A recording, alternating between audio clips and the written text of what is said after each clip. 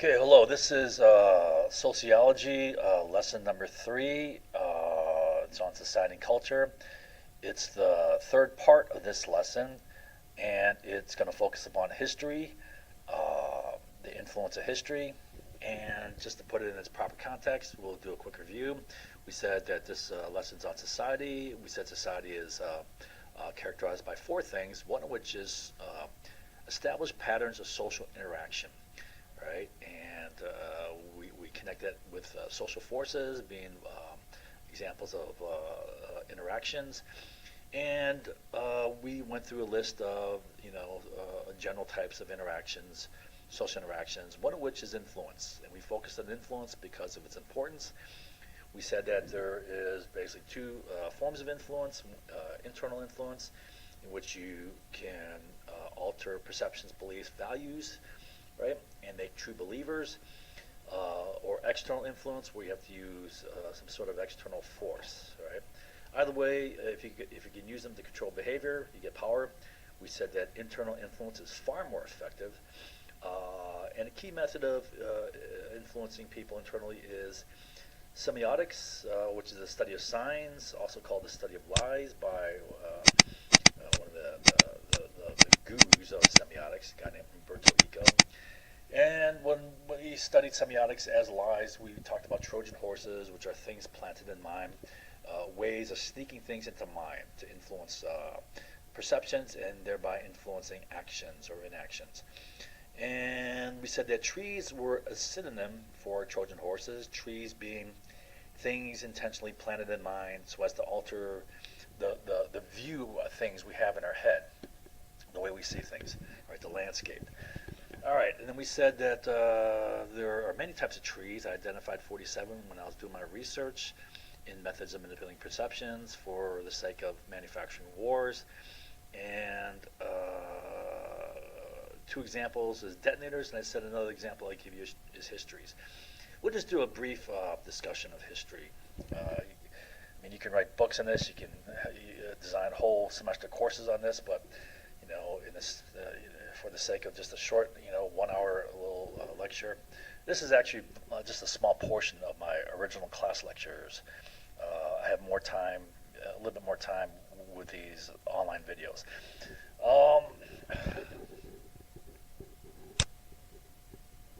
So to start, I guess I'll start with a quote from a movie. One of my favorite movies when I was much younger. I mean, it's still a pretty good movie. It came out, I think it came out in 82 or 83. It's called Blade Runner. Very slick movie. It's based on a lot of philosophy. It's a very thoughtful movie, right? If you're a Christian, it's very nasty, but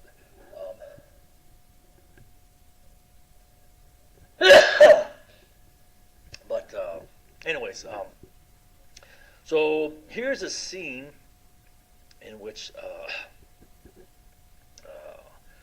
a character named Decker, played by Harrison Ford, is using a machine called the Void Count testing machine, which tests to find replicants who are man-made humanoids. Anyways, so Decker just finishes testing a woman here, Rachel, and then Tyrell and Decker are discussing this, right? Tyrell says, if we gift them with the past, history, we can create a cushion or a pillow for their emotions, and consequently we can control them better. Memories, Decker says. You're talking about memories, right? So, I mean, this is just a movie, and it's just a line that actually relates to something else, but this really applies to history. If you can feed people with a national history that can make them proud of themselves and of their country, then they're easier to manipulate. So we said that, well, let's see here. I may come back to this. All right, I'll come back to this. I guess I'll cover this last. So let's move on here. History. What is history? All right. A lot of people think history is what happened. can't change what happened, right? No, that's not history. I'm sorry. History is not what happened. History is what people say happened, right? And do people have a tendency to lie, right?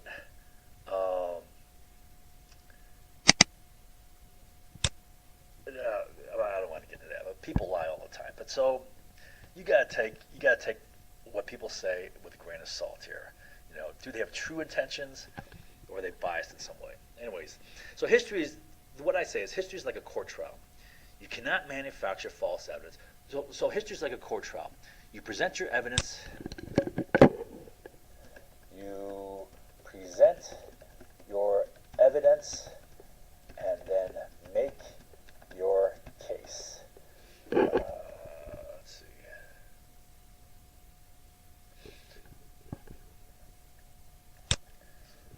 To manufacture false evidence is a lie. That's perjury. That's against the law, right? But so also to conceal evidence is against the law. In both cases, you're making a lie, which if you get caught, you go into jail, right? However, I say this: it's not against the law to manufacture false evidence or conceal evidence in your head, and so people really do this all the time, right? They don't even know they're doing it. They do it in an automatic process, and they do it, in a desperate way to help them believe what they want to believe. And then that forms their realities. But now, let's talk about academic histories versus Hollywood history. And really, I guess I want to present here, the main sources of histories that we get is school, right? The textbooks we get in school. News media can provide some, but it's usually just a short blurb that on this day in history, this so-and-so happened, maybe a minute or less. History shows, if you watch those things, which a lot of people, may not, probably don't. And they're a little bit better, but even then, it's an hour show, and what do they really show you, and how fully fair is it? Movies, right? No, so the four sources are schools, news media, right? History shows, documentary shows, and movies, Hollywood movies, right? Of those, which is the most powerful? Well,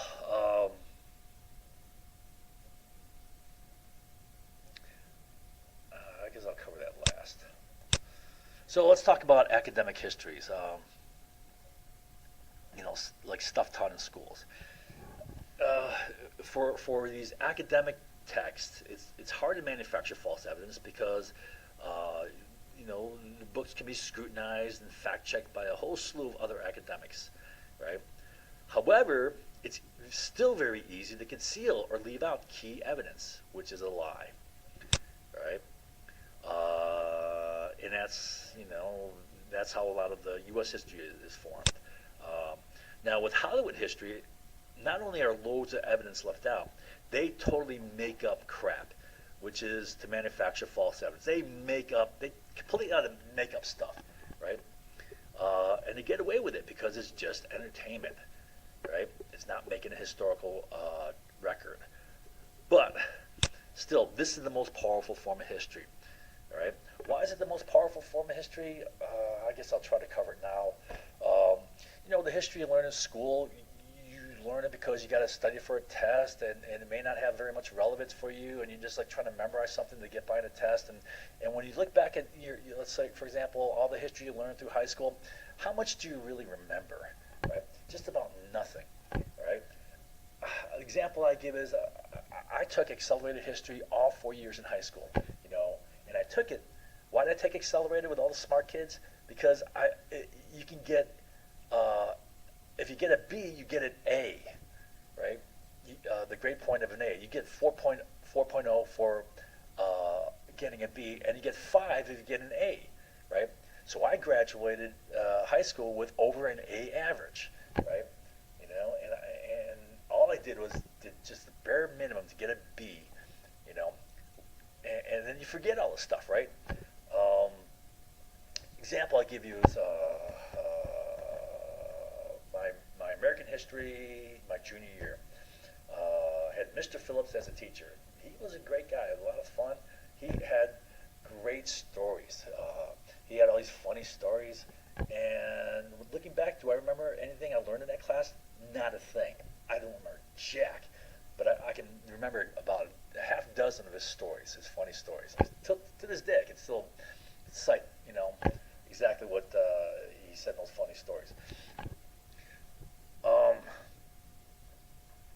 Okay, so let's see here. Yeah, so academic histories are fade, right? They don't really teach you much in these news blurbs, right? It's nothing. Even these documentary shows are very limited. But now, the history that sticks is Hollywood history. Why? Um, well, it's dramatic, right? Hollywood movies, they can evoke powerful emotions. There's action, there's drama, there's suspense, there's hopes and aspirations, there's fears, right? You identify with characters, you identify with their circumstances, right? And you have hopes for them, that they make it or they succeed or that the villain loses or whatever, right? And it wraps you up in a lot of emotions, and there's sounds and there's visions, and it makes it real. It's far more impactful than a dry historical text, which is boring and abstract, and you don't really care why you're reading this. So yeah, Hollywood history is the most powerful, yet it's the biggest joke. Yet it has the greatest impact upon creating popular beliefs, forming popular beliefs. All right. So I want to give you an example of lying academic history, which we covered already. So you should be familiar with this, although I know that not much sticks. It's one I've shown you about Gordon Prang's book, At Dawn We Slept, which is kind of considered the consummate text, like the Bible on the attack on Pearl Harbor, and how lying and deceptive it was, employing the following methods of deception. Concealing evidence. It doesn't cover all the key facts. It leaves out huge gaps, right? Even though it's a thick, thick book. I should take a picture of how thick this book is. And then in fragments and isolates key facts, never linking them together so as to form a clear picture of what really happened. But instead creating an obfuscated, disjointed, chaotic picture which conceals what really happened. Then with each bit of evidence isolated, right? Once he's got the evidence isolated, he either ignores the relevance, right? He'll just he'll state it and just leave it die right there. Or he'll lead it down a wild goose chase, right, to some dead end which has no consequence. Or he'll set out specifically to attack that fact as irrelevant, right, destroying its perceived importance so that the reader dismisses it out of mind. All right, and all of this, I'll say, is lawyer lies. This is a method the lawyers use. Lawyer lies. Lawyer method. Say lawyer trick. Right? To destroy the credibility of evidence. So Gordon Prang, he should have been a lawyer. All right, so let's review first of all the Pearl Harbor attack and the conclusion that the FDR administration not only knew the attack was coming, they in fact maneuvered Japan into attacking and then opened the way for a successful attack. Now, for the average American, they're going to say, that's crazy, that's insane, there's no way America would have done that. And they would disbelieve it. But let's look at the evidence. Okay. One, we knew from umpteen sources that if oil was cut off to Japan, they're going to have to go to war. Right? This was known by FDR going back to October 1939 when Ambassador Grew met with Roosevelt twice in Washington, D.C. and stated that, hey, listen, if we cut off oil to Japan and if they feel that their strategic defenses are being compromised, they're gonna go down and take the Dutch East Indies, right? And then FDR kind of glibly joked, well, then we can jump them as they're heading down there. May 31st, after we leaked twice to the press on May 3rd and May 26th that we may cut off oil to Japan, Japan sends a warning, right, that if we cut off oil, that's going to be war. It will be war. Ickes on June 23rd writes in a letter to FDR that now we know our way into this war. It's through cutting off oil to Japan, which will make it not only possible but easy to get into this war in an effective way. Admiral Turner had been tasked, the chief of Navy War Plans, a key strategic thinker, with doing an analysis on what would happen if we cut off oil to Japan. And he reports on July 17 that we're going to go to war. And Japan's going to take the Philippines, take Thailand, take Malaysia, and then take the Dutch East Indies, where there's oil.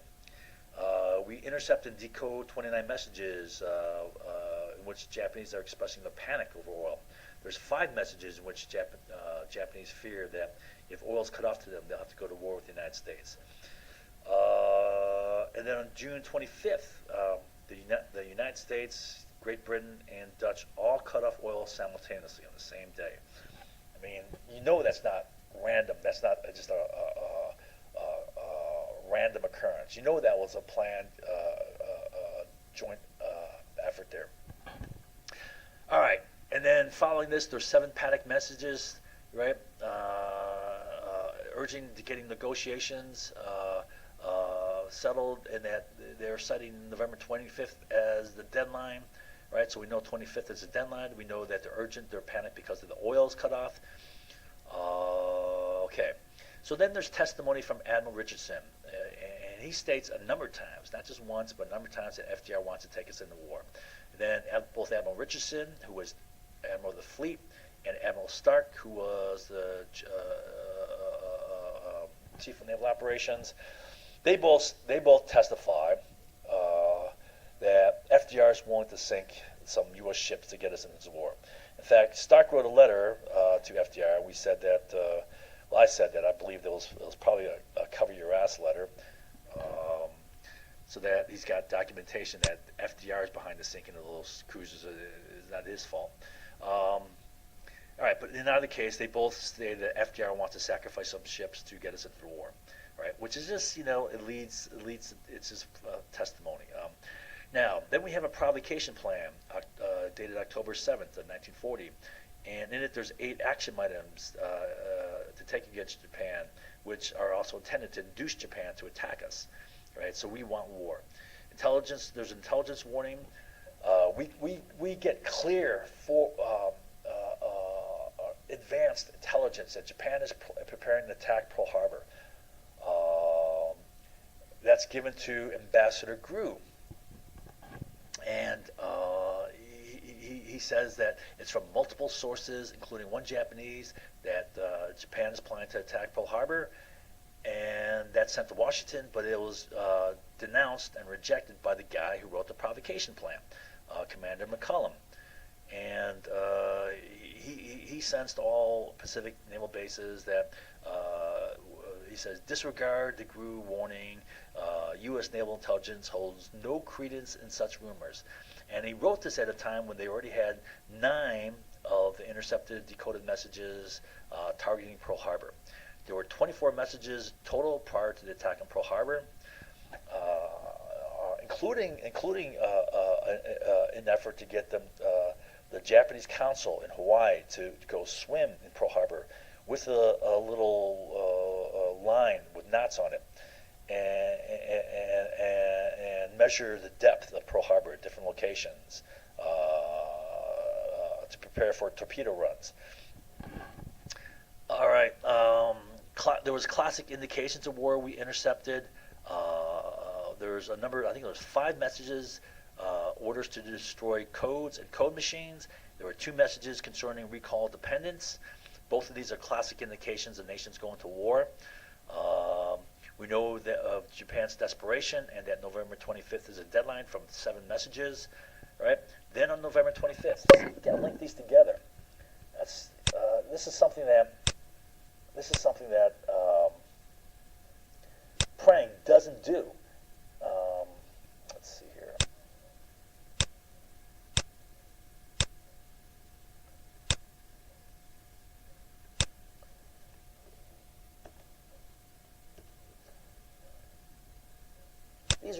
these are all linked together.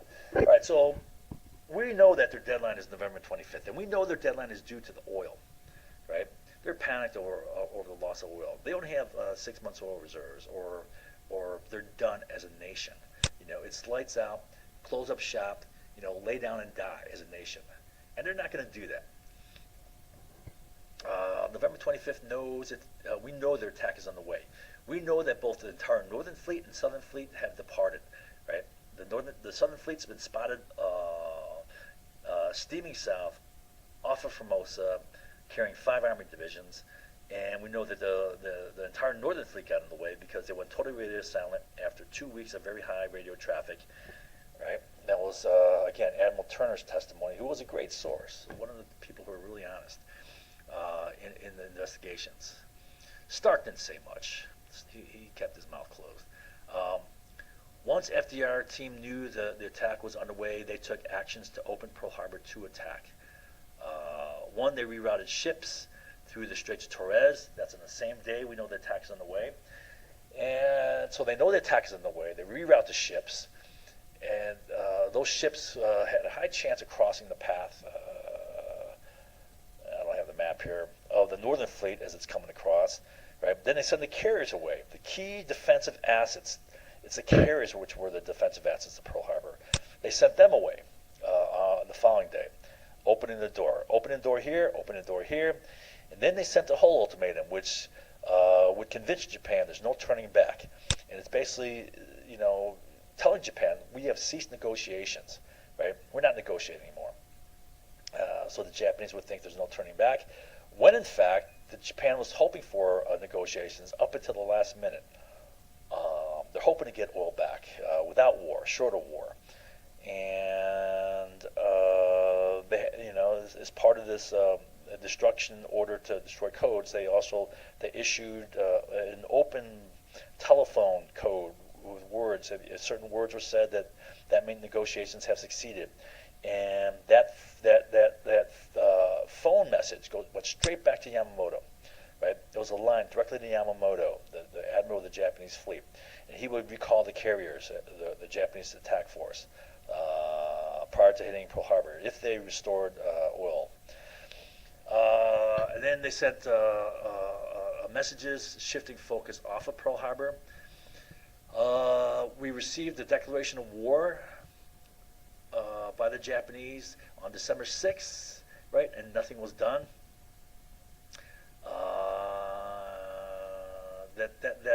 That declaration of war was to be delivered at, I believe, noon in Washington time, and the Pearl Harbor attack occurred at 7:55 a.m. local time, which turned out to be 11:25 Washington time. They divided time zones into half back then for some reason.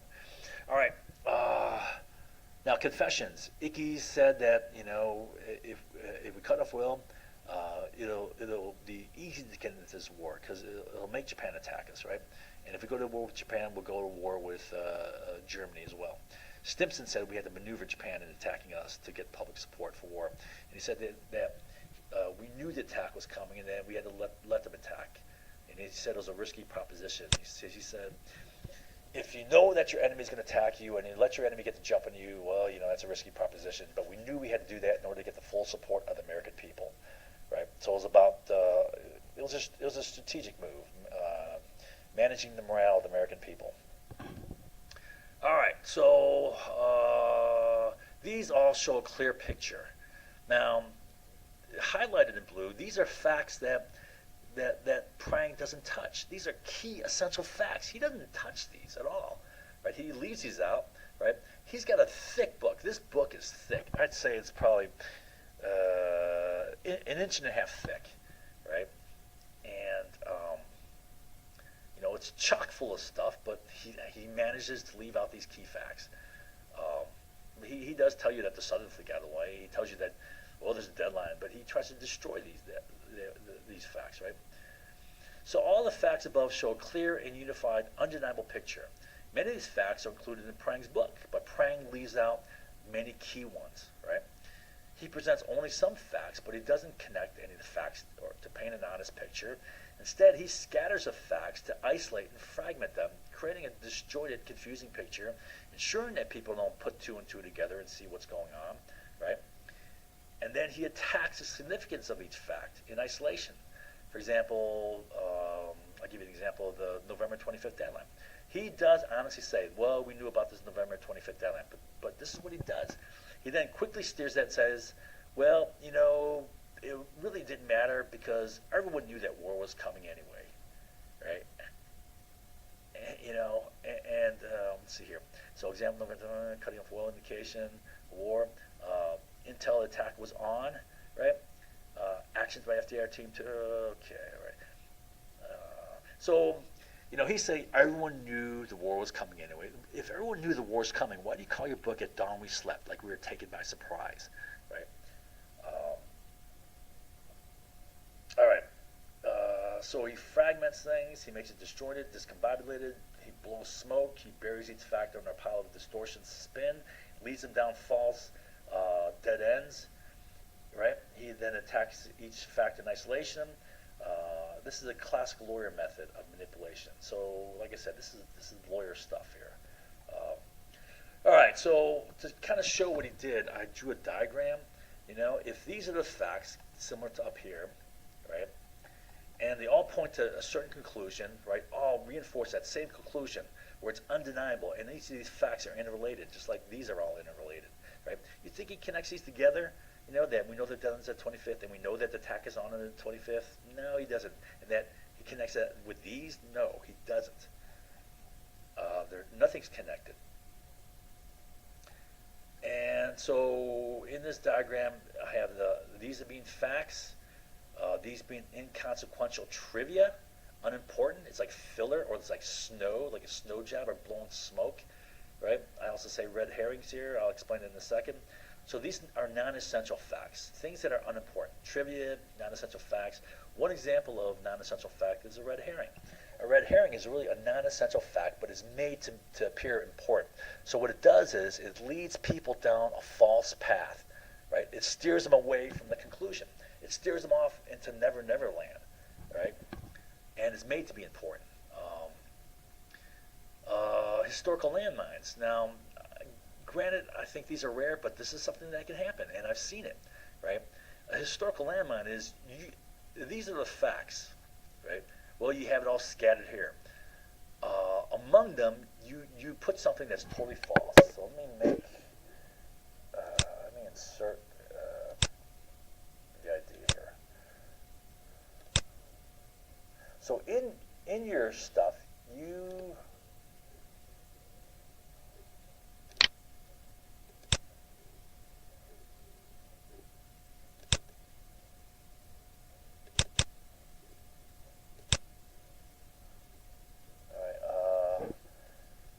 historical landmine.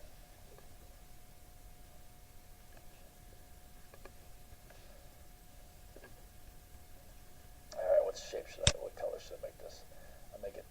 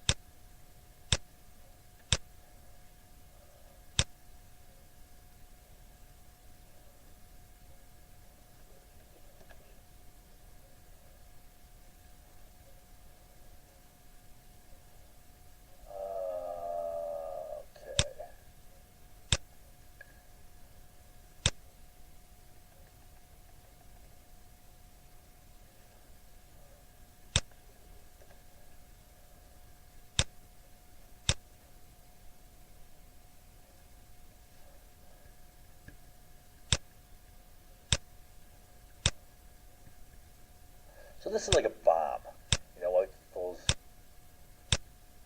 cartoon bombs, right? Okay, historical landmine. And the idea that behind that, a historical landmine is something that is easily proven false. You put in there something that is easily proven false, and that if, for example, then someone cites all these facts, or even cites that as a fact from a source, historical source, right? That then destroys the credibility of all the facts. All focus is shifted to that. It's made into a single point attack. So I have here single point attack. Do single point attack work? All the time. People fall for them all the time. Why? Do they keep all the facts in mind? No, they keep like zero of the facts in mind. And the only thing they have in mind is what their focus is shifted to by social reality. Whatever it's focused shifted to, that's what they focus upon. That's the sole thing they occupy in their mind, right? And you can make a lie and get everyone to focus on that. You can create a distortion. You can attack the weak point, right? You can put words in a person's mouth they didn't say and attack that. On and on. I gave you a number of examples of what you can do. So in this case, you have something false, and then you shift off focus to that. If that person stumbles across this, right, cites that, or even cites any other facts in that book, you can bring this up, right, have everyone focus on this, and use that to discredit everything else, right? And do people know other facts? Do they go through other facts? No. They have this in mind. That dominates perception. And then it's an attack on credibility. It's an ad hominem attack. All right, so lying, distortion. So instead of linking all his facts together, he provides a lot of the facts, right? Leaves out key facts, doesn't address them. All the things in blue that's highlighted up here, doesn't at all mention them. And then each fact he attacks. He'll either just lead it in a wild goose chase, or he'll make a lying distortion, like the November 25th. Oh, it didn't matter because everyone knew the war was coming anyways, right? Dead end. The fact that we knew that the attack is underway, right? He mentions that G2 intelligence cited the Southern Fleet heading south off of Formosa, carrying 5 Army divisions, right? And that Stimson ensured that Roosevelt was told of that, but he just drops it. What does it mean? It means nothing, right? He just mentions it, and he just lets it die, dead end.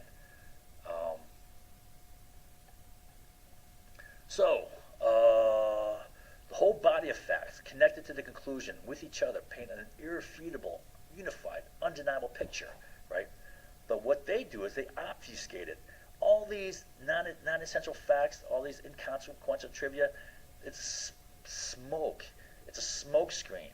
It's a snow job, right? You're just blowing all this crap that means nothing, and you're never connecting all these facts together, right?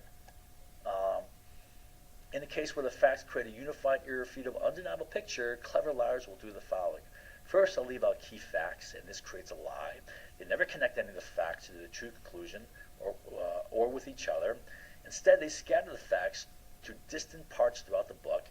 They intersperse an abundance of non-essential facts or inconsequential trivia, which is the snow job, to create a smoke screen which camouflages what's really going on and discombobulates the picture. Then they manufacture bogus distortions and spin to attack the facts. Okay, and that's history. There you go. That's what you get for history. So is history what happened, or what people say what happened? Right? You can't change history. That's what happened. No, history's not that. History's what people say happened, and you can manufacture all sorts of lying distortions.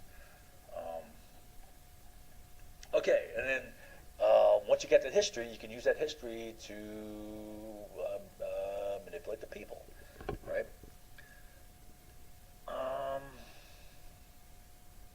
All right, so now I want to give you an example of Hollywood history. Let's see here. So, I can give you. Let's see. Let's go back to here. All right. So Hollywood history is a joke. There's both lies of omission and lies of commission. So Lies of omission is lies by leaving stuff out. Lies of commission is by making up false evidence, right? Hollywood does both to a large extent. Usually, little's truthful. Argo, for example, I'd say 95% of Argo, the movie Argo, is made up dramatic devices, and it made the Iranians to be crazy, evil, like almost zombies, right? They're just sinister, evil people, and it would justify taking action against these people in the public mind. It's loaded with manipulation. Hollywood history is powerful. Hollywood history has the biggest impact upon perceived history in the public. American Sniper, Red Dawn, Avengers. I say Avengers because I swear people are influenced by that. You would think that's a joke, but no. They had belief in the goodness of America because of movies like The Avengers, which is what? It comes from a comic book. Guys run around in their shirts with, their Captain America shirts with a big shield in the front, right? And, that's evidence and proof to them that, America does good in the world, right? I guess the Avengers Captain America deals with World War II, with World War II, which was our good war. But anyways, it's so much of our history is myth. I say the Civil War. The thing I was taught with the Civil War, and that we're raised to believe, the key thing is the Civil War was fought to free the slaves, and that's a total myth, right? And I taught that. I should probably post that. Pearl Harbor, we talked about how that's a myth.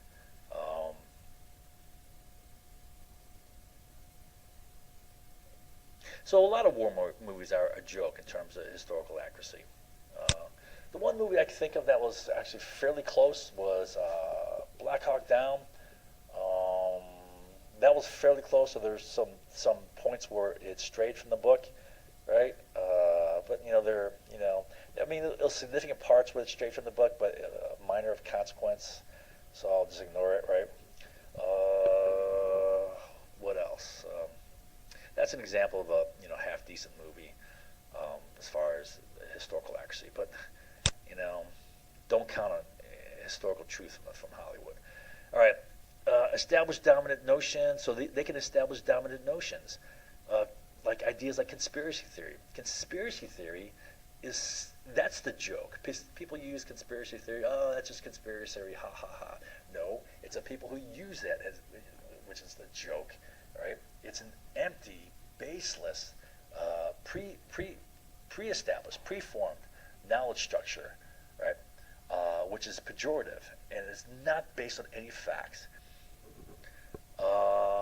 But movies can plant that. Movies like JFK, Conspiracy Theory, Enemy of the State, Manchurian Candidate, right? All right. Okay. So let's go to an example of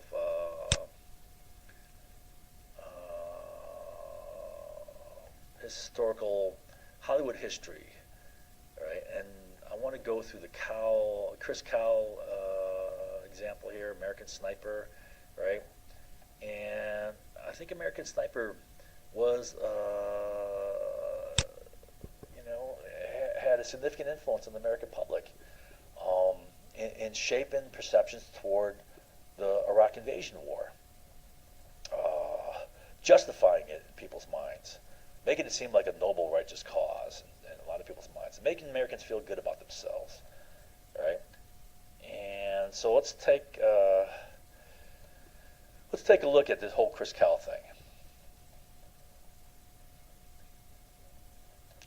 All right, I'm going to skip all this up here. Go straight to. We'll start with what we're going to do is going to do a three-part analysis of this whole thing. It's going to start with analysis of Chris Kyle's character based upon his rather extraordinary lies. And then we're going to go to what he says in his book to further bring to light his character. And then we're going to examine Clint Eastwood's movie and to compare Chris Kyle's compare the movie with what Chris Kyle says in his book, right? Which again you got to take with a grain of salt, given his known pattern of lying. And I guess to start, let me.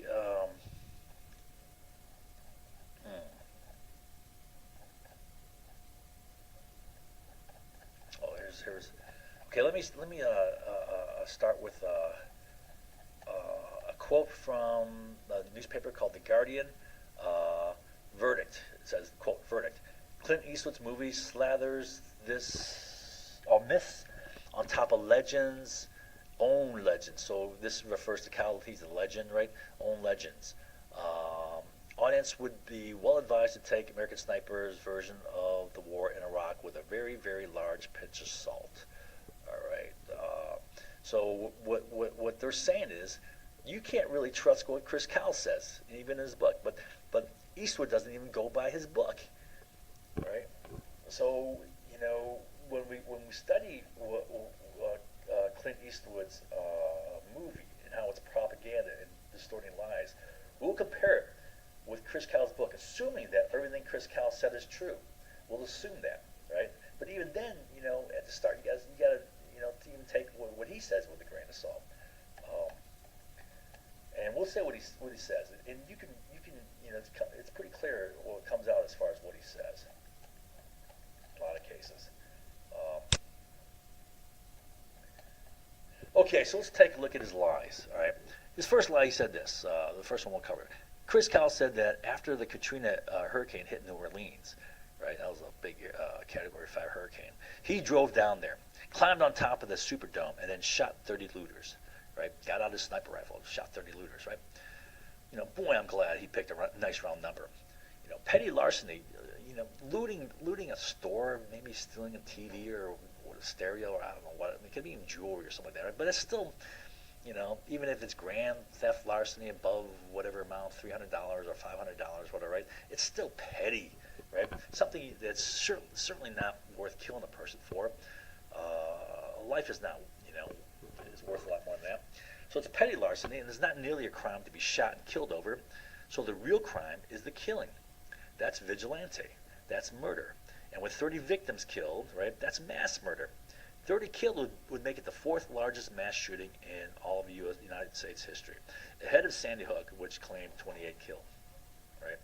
So what Kyle did, what he said he did, was no different than what Charles Whitman did, the bell tower sniper in Texas. I guess that's University of Texas or Texas A&M, one of the schools down there.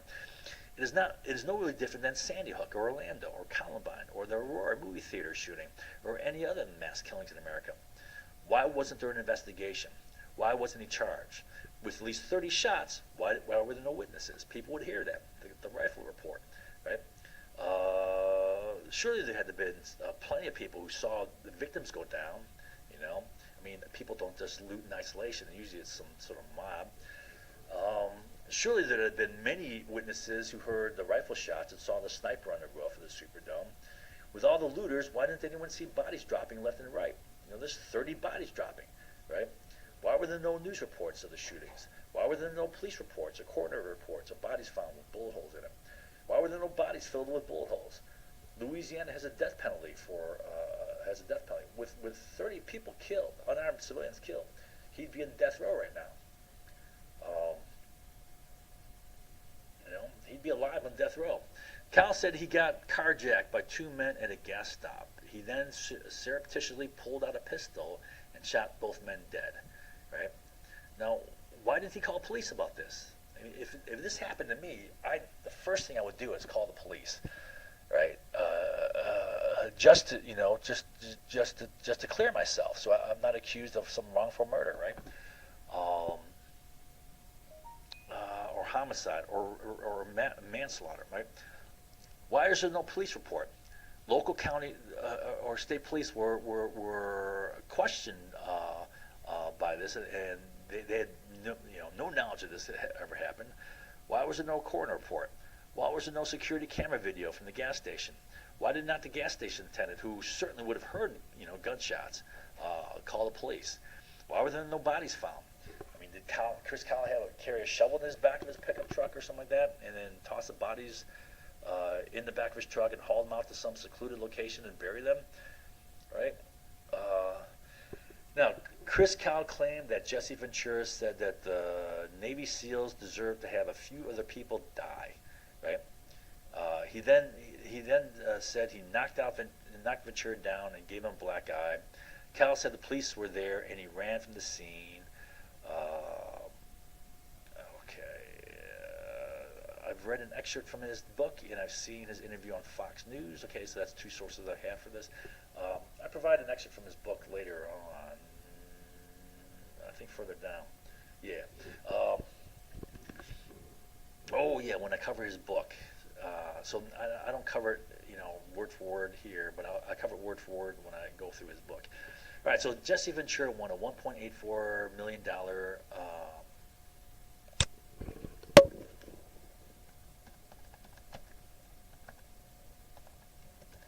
defamation suit against the Cal estate, and his wife appealed, but it was summarily rejected, thrown out, tossed out. Cal first claim of the story is found in his book American Sniper, where he didn't call Ventura by name. He used a pseudonym Scruffface. Right? Now, if this really happened, why would he do this? Right? If the incident really occurred, why wouldn't he be forthright and just say Jesse Ventura? Right? Why is he being sneaky about this, like he's protecting himself from a potential defamation suit, which he got whacked for anyways and lost? Right? There is no way I believe that Jesse Ventura traveled to California to honor the fallen fellow Navy SEAL. Jesse Ventura was a SEAL, one who threw his body in a grenade to save his buddies, winning the Medal of Honor, and then say he deserved to die along with a few other of his comrades. There's no way. I do not believe that Jesse Ventura or any other normal human being would do that, especially at his funeral, especially to a fellow Navy SEAL. Right? You go to his funeral to honor a fallen Medal of Honor winner. I mean, that's just insane. To accuse someone of saying this is the real vicious crime, which Chris Kyle had to pay for in $1.84 million. Kyle said the cops were there, and so he fled the scene. He told that to Bill O'Reilly in an interview. You can see that on YouTube. And Bill O'Reilly's like, "Oh, okay, didn't even think to question this, right?" Assault is a serious crime, right? Why wasn't a police report filed? Why didn't the cops pursue Kyle and arrest him? Why wasn't he charged with fleeing the scene of a crime, which I believe is also a felony, not a misdemeanor? But either way, it's a crime itself, right? It's multiple charges. I wonder, did the police testify in that lawsuit? I don't know, but I'm guessing they're only phantom cops who never existed. Why would on-duty cops be hanging out at a Navy SEAL bar, at a SEAL bar to begin with? At any bar to begin with. Ventura said he didn't recall ever meeting Kyle. With the bar crowded with Navy SEALs and plenty of other people, why wasn't there a long line of people testifying to this incident? Everyone had seen this. Everyone had heard of it. They'd be talking about it. Because the alleged incident occurred in a crowded bar, I guess there would have been at least 20 witnesses. I mean, probably even more, right? Yet there were only 2 witnesses for Cal's story, and they were 2 of his Navy SEAL buddies, and their testimony conflicted with each other. I guess they didn't think ahead and get their story straight. Their testimony must not have been believable, and it's only 2 of them. With all the people in the bar, right? Only 2 said, right? And so Ventura won the lawsuit. Cal said that rumor has it the next day at Bud's graduation, Ventura had a black eye. Ventura is on anticoagulant medications, which prevents clotting, right? Hinders clotting. So a punch to his face that knocked him down, like Chris Cal said, would have caused a pretty severe hematoma, maybe even a cranial or cerebral hematoma, which could have been life-threatening. You go down, you whack your head. To knock down a guy as big as Jesse Ventura, you have to punch him pretty hard. He goes down. He's going down hard. Now, after all, Ventura's a large man. To knock him down with a punch would require a lot of force. Yet, a picture of Ventura taken the very next day showed no marks whatsoever. Cal said he personally discovered weapons of mass destruction material in containers marked French and German, and that the U.S. government was keeping this secret so as not to embarrass the French and Germans. This is such a load of crap, right? After we invaded, what did the Bush administration do? They desperately pursued weapons of mass destruction. Why? Because that was the justification for their invasion. They were desperate to find weapons of mass destruction to justify their invasion. Right? They found nothing. Right? And by 2004, a year later, the Dilfer report was published. Dilfer was the head of the United Nations weapons inspection team, and they said not only did they find nothing, but there was no weapons production program since 1991. Right? The deal is, with the first Gulf War in 1990, 1991, the war was fought in 91. After the war, it was demanded that the Iraqis eliminate their weapons of mass destruction, stockpiles, and manufacturing capacity, right? And Dilfer said that was the manufacturing capacity was destroyed since 1991, and that only makes sense. I mean, what they held as leverage against that was the entire Iraqi economy. 60% of the Iraqi economy is export of oil, right? And does that leave 40% behind if you cut that out? So they had a full embargo on oil out of Iraq to pressure Iraq to eliminate weapons of mass destruction. And that was on for years, as we had weapons inspectors scouring the place since 1991 to 1998. The UN teams were there, right? And they found nothing. And now, does weapons of mass destruction, even come close to, your economy? 60% of the economy is oil. Does that leave 40% behind? No, because you lose that 60%, you're losing a huge ability to support the other 40%. Let's see here. Where am I at here? I have it. Oh, here. So here I have a diagram to kind of explain this. What can you compare 60% of your entire economy with weapons of mass destruction? Weapons of mass destruction are only one of many military assets, right? It's not the sole asset. You have all your armies, all your tanks, your armor, your aircraft, your artillery, missiles. You have your navy, you have rockets, right? They had all those Scud missiles, right? Weapons of mass destruction is only one element of these, right? Right? And it in no way compares to your entire economy, right? And so you have none of these without your economy. And also, Saddam knew that, it put worst came to worst, push came to shove, and he needed weapons of mass destruction if they went to war, for example, with Iran again. He had the capacity to reconstitute it, right? And what happened here, what in this diagram, what I show is, this became a key reason for the Bin Laden attacks, right? With this stranglehold embargo on oil and the devastation that caused to the economy, a lot of kids were malnourished. They were starving, right? And according to the United Nations Food and Agriculture Organization, they accounted for 567,000 Iraqi kids dying due to the sanctions, whether it was starvation, whether it's malnutrition, whether it's lack of medicines, right? So over 500,000 kids died, and this became one of Bin Laden's key motives, right? He had about a half dozen key motives. That was one of them, right? So that was good.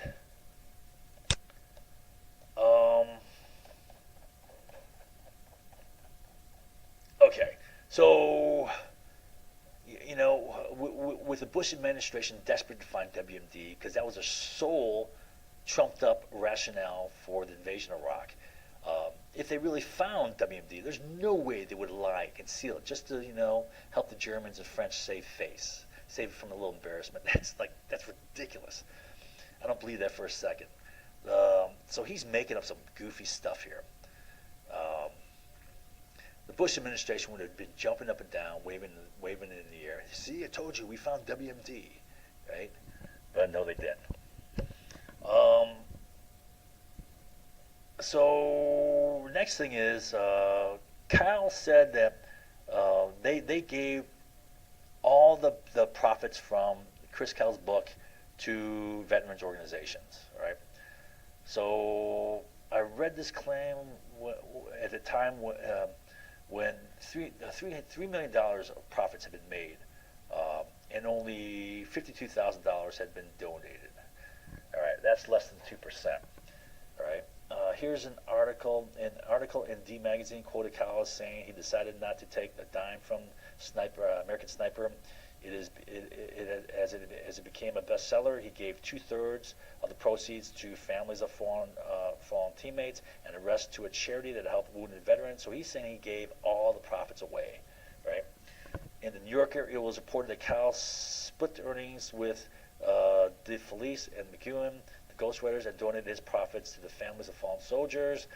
Kyle perpetuated this idea, telling the same proceeds went to charity, tale to the Texas News Service, and then adding that he regularly received tearful calls and letters of thanks. Oh, you're such a great guy. You donated all your money. And now for the kicker, it isn't true. Out of the staggering $3 million that the American Sniper collected in royalties for Kyle as of June 30th, 2013, well before the movie came out, only $52,000 actually went to the families of fallen servicemen, rather than 100%, right? Less than 2%. While Kyle's widow claimed in her testimony that they never intended to profit from the book and wanted to donate the money to other veterans, she said they weren't able to because of, get this, gift tax laws that prevented them from donating more than $13,000 to two families last year. Well, that's not true, right? There's no limit to donations. You can donate as much as you want. All right, you can't donate more than $13,000. However, you can only benefit from deducting up to 50% of your gross adjusted gross income. So you can get tax benefits in this case up to $1.5 million. You can donate $1.5 million and write that off, right? But beyond that, you're not going to get benefits from that. But you can still donate it all. And there is a donation limit of $13,000 or $26,000 for a married couple to any single donee, right? Anything above that will require paying a gift tax. Okay, and I think the idea behind it is, people claiming things are gifts as a means of preventing, sales tax. I'm guessing, right? So people say, "Oh, it's a gift. It's a means of preventing sales tax." So they're saying, if it's above this, well, you better pay a tax on that, right? You better pay a gift tax. But you can make an infinite amount of donations of less than $26,000. So they could have avoided paying any gift tax whatsoever if they made more donations of $26,000 as a married couple. Right? They could have given to far more families, right? And so this whole thing is rather, either she's misinformed, doesn't understand it, or it's deceptive, right? But someone understood. You can give far more than $52,000. You can give it all away, right? They weren't prevented by this. They weren't prevented by gift taxes. So this isn't honest, but in any event, it's about maximizing tax benefits, right? So the $52,000, the amount that they gave, was based upon taxes, right? And this is a tax write-off, right? Plus, it makes them look good, right? And they went further and said they gave it all away, which is a lie. Bottom line is their claim of donating all earnings is a fantastic self-serving lie. All right. So, summary. Be honest. From these examples, is Chris Kyle a pathological liar? Yeah, he is. Be honest. And is the purpose of these fantastic lies self-promotion? Right? Yeah, they were. Be honest. Does the pattern of extraordinary lies speak to his character? Are they pathological? Is there a clear element of megalomania? Like he wants to build himself up as a hero? Is there a clear element of self-promotion there? Do these fantastic lies speak to his character and his credibility? Yeah, they do. So now let's take a look at what Chris Kyle had to say in his very own book, right? And okay, so here's excerpts from his book, American Sniper, the autobiography of the most lethal sniper in U.S. military history. All right, so he calls himself the most lethal sniper in U.S. military history. The things that happen in this book are true. That's the very first line in this book. Why would he start his book with this? The things that happen in this book are true. Like he's trying to convince you. All right, the mere fact that he feels he needs to try to convince you that it's truthful, makes me wonder already. But anyways, that's a minor point. So early in the book, he talks about the rules of engagement for our target identification. Right, our rules of engagement at the start of the war, when the war kicked off, were pretty simple. If we see anyone from 16 to 65, they're male, shoot them, kill every male you see. All right, so at the start of the war, that was the rules of engagement: just kill anyone, 16 to 65, right? So that's the official rules of engagement at the start of the war, right? Now, black and white. So he has a black and white, grossly oversimplistic perception of reality here. Savage, despicable, evil. That's what we were fighting in Iraq. That's why a lot of people, myself included, called the enemy savages. There's really no other way to describe what we encountered there. People ask me all the time, how many people have you killed? My standard response is, does it make me any more, does it make me, my answer, make me less or more of a man? The number is not important to me. I only wish I'd killed more. Not for bragging rights, but because I believe the world is a better place without savages out there taking American lives. All right. Okay, so he says the number's not important to him. Well, you'll see throughout the rest of the book that numbers were important to him. Numbers were key to him. Numbers were important in that competition to be the top sniper. So it says numbers are not important to me. That is not true. That is a bald-faced untruth.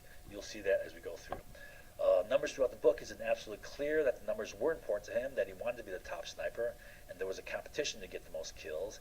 He also looked at Carlos Hancock and at his 93 kills, and that he enjoyed the reputation and recognition for having so many kills, and that having the most kills would make him the top sniper, which he wanted to be. He enjoyed the benefits of reputation. He says it in his own words later on.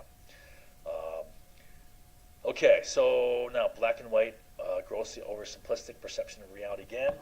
The people we were fighting in Iraq after Saddam's army fled or was defeated were fanatics. They hated us because we were Muslims. Is that right? Simply because you're Muslim. It had nothing to do with our invasion and destruction of the country. They wanted to kill us even though we just booted out their dictator because we practiced a different religion than they did. Is that right? It was all about religion. The fanatics we fought value nothing but their twisted interpretation of religion. Okay, so what do I have here?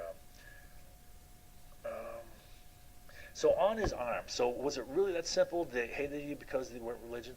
On his arm, Chris Kell had a red Crusader cross tattooed in red, representing blood. Militaristic bloodthirst is a twisted interpretation of Christianity. Christianity has nothing to do with that, right? Bloodthirsty militarism is the opposite of Christianity. So he's got a twisted version of his religion. So Cal's the one who's got a twisted interpretation of religion. Not only does Cal have a grossly oversimplistic, twisted perception of the Iraqis, reason why Iraqis were fighting us, along with a ridiculous, distorted view of why we're fighting there, Cal is guilty of the very same bigoted thinking he accuses the Iraqis of having. Right? He's calling them like a twisted version of their religion. Well, he's got a twisted version of Christianity, right? And he's hating them because they're Muslim. You'll see that. He hates them because they're Muslim. So he's really projecting his thoughts upon them. Now, it's true that could have happened to a certain extent, but you know what? I'm thinking they're not pissed off at us because we're Christians. They're pissed off at the U.S. because we invaded their country. How about invading the country for no justifiable reason? Weapons of mass destruction didn't exist. Al-Qaeda, no link to Al-Qaeda. Terrorist threat, Richard Clarke said that Iraq posed no terrorist threat to the United States. Here's what Clarke said in his book, Against All Enemies. I'm unaware of any Iraq-sponsored terrorism directed at the United States. CIA Deputy Director John McLaughlin, responded, yes, that is right, Dick.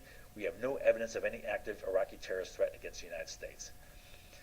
All right, so black and white, grossly oversimplistic perception of reality again. The enemies we're fighting were savage as well as armed and well-armed. In just one house, the Marines found roughly 24 guns, including machine guns and sniper rifles, along with homemade rocket stands and mortar base, right? All right. well, what I'm saying here, I guess I go down to here, right? So, well, what were the insurgents thinking, right? Oh, those damn Christians, right? What about the fact that we invaded their country under false pretexts? Do you recall any of the Bush manipulation scheme that manipulated the Congress and the American population into the Iraq invasion war? Um, Multiple manufactured false evidence. I know this is all forgotten already. We caused the death of well over 122,000 civilians. We destroy the country and their economy. We ignite a sectarian war with daily Shia Sunni terrorism against each other. We ignite a insurgent war against us, right?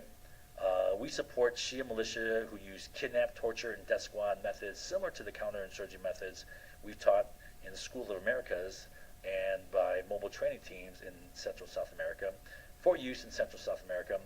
And the chief U.S. supervisor placed in charge handpicked by Rumsfeld, right, of the Shia militia is Colonel Steele, who was the head of the mobile training team in El Salvador in the 1980s, right? We set up detention centers throughout Iraq where torture and humiliation and degradation are used. And these programs were bastardized in a Phoenix operation manner. So when I say Phoenix operation, I equate that to what happened with the Phoenix operation during Vietnam, which was an assassination operation meant to be more efficient and effectively eliminate covert agents in Vietnam. But what it ended up doing was, one of the things it ended up doing was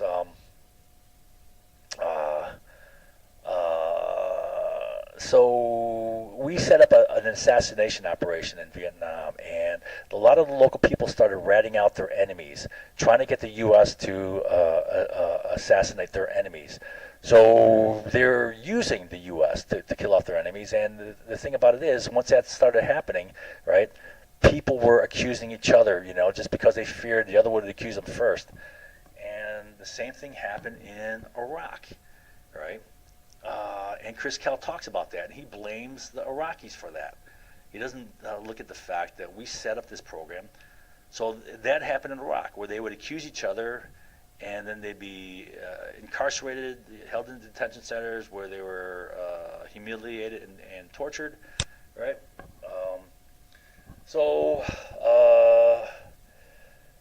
U.S. torture was authorized by the Bush administration, and it was authorized by their legal stance on it, where they defined torture as having to have causing pain that is associated with pain of organ failure or death, right? Which essentially meant, since there's no meter to measure, pain, right? You can't hook up a person to a meter and measure what pain level they're at. Right. The only way you're going to know that that they're undergoing pain comparable to organ failure or death is if their organs fail or they die. So they essentially said that there's nothing as defined as torture unless people die or the organs fail, and then they die. All right. So my country, he says, my country sent me out here so that the bullshit wouldn't make its back to our shores. Well, what did Richard Clark say? Right? Iraq was not a terrorist threat to the United States, and he was an anti-terrorist czar under both Clinton and Bush, right? In charge of all the intelligence agencies' efforts on anti-terrorism. So you think Chris Cowell is a credible source on the terrorist threat? Black and white, grossly oversimplistic perception of reality. At one point, I told the Army colonel, I don't shoot people with crayons. I'd like to, but I don't. On the front of my arm, I had a Crusader cross inked in. I wanted everyone to know I was a Christian. I had it put in red for blood. I hate the damn savages. I've been fighting. I always will. All right? Okay, so here's a Crusader cross. Cal wants to kill people with crayons. All right? Now, that's just as twisted. First of all, inking a Crusader cross in blood is the antithesis of Christianity. If you read the Bible, right, and know what Jesus Christ is all about, this is the total antithesis of Christianity. And so he's got a distorted view of his religion, right, which he's accusing the Muslims of having, right? So he's projecting there. But also, He's saying they hate us because we're Christian. Well, he says he hates them because they're Muslim. At one point, I told the Army Colonel, I don't kill people with Korans. I like to, but I don't. Right? So he wants to kill people with Korans simply because they're Muslims. Killing out of hate is not Christians. In fact, it's an antithesis of Christianity. Instead of having a real Christian cross tattooed, Kyle has a Crusader cross inked in red, standing for blood. Right? That is the antithesis of Christianity. Kyle said the cross stands for blood, but I think the cross really stands for, I say, a redneck. Kyle came across to me as a simple, fairly ignorant redneck. All right. Now, knowing that the Americans would bring in a suspect, okay, this is what I told you about the Phoenix operation. Right? So, Phoenix operation here. All right. So this is the exact same thing that happened in Vietnam. Knowing that the Americans would bring in a suspect, in fact, I'm going to draw a line here. Certain.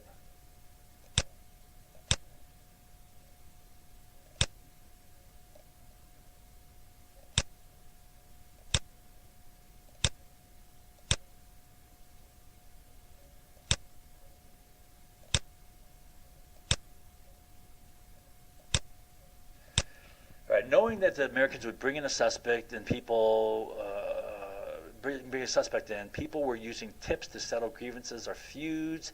They talked to the army or some other authority, making claims about a person helping the insurgency or committing some other crime.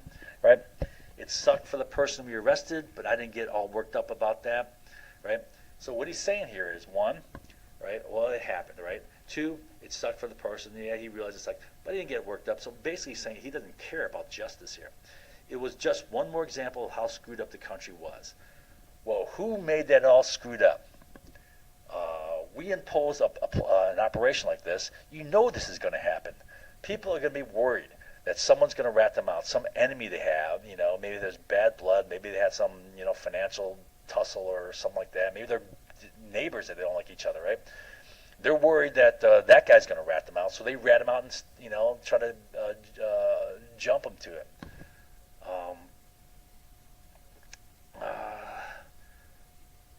All right. So not only does it show Kyle's simplistic mind, it also shows his complete disregard for justice and morality. No care for justice and morality. This is just wrong. It sucked for the person arrested, but I didn't care. I didn't get all that worked up about it, right? He knows innocent people are being falsely accused, and it sucks for them, right? But he doesn't care. Why? Because the innocent people were sent to detention centers. These people were being arrested, sent to detention centers where they're tortured and humiliated, right? The humiliation was pretty bad, but the torture was even worse. A lot of people died due to the torture. Well over 100 people. I think it was 106 as of 2006. And have to exist 24/7 in brutal, harsh conditions, and he didn't care about them. Second, he blames it completely upon them. It had nothing to do with our invasion and military occupation and detention torture system. Right, the exact same thing happened with Phoenix. Right, people started ratting each other out. Right, to get the Americans to kill their enemy, their person that they're competing with, whatever. Right. Or it's simply out of fear that they're going to rat them out first. So during Vietnam, the CIA ran an assassination program called Phoenix. Right, it was meant to be a more efficient way of eliminating, especially like double agents and so forth. The Vietnamese, the communists, the Vietnamese would do the exact same as the Iraqis. They did the exact same. They would falsely accuse bitter rivals to get the U.S. to assassinate them. Why? Because it created the conditions where it was better to lie and rat out the enemy before he ratted you out, right? And then use the Americans to harm you. And you could say this has been going on for ages. In the Bible, this is the exact same thing that the Jews did to kill Jesus Christ. They falsely accused him before Pilate to have Pilate do their dirty work, to have the Romans do their dirty work and kill Jesus, because they feared the backlash from Jesus' followers. So the reason why they brought the accusation against Jesus to Pilate is because they're afraid that Jesus' followers would, retaliate against them. So they wanted to get the Romans to do it, get someone else to do the dirty work. Well, this is the exact same thing these people are doing.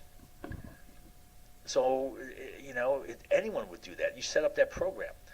If the United States were invaded and there was a breakdown in normal civil society with an outside force hunting down insurgents, right, with detention centers and maybe using assassination, the exact same thing would happen among American people.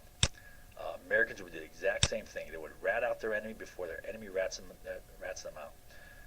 So this statement shows that Kyle's callous disregard for justice, injustice, he doesn't care.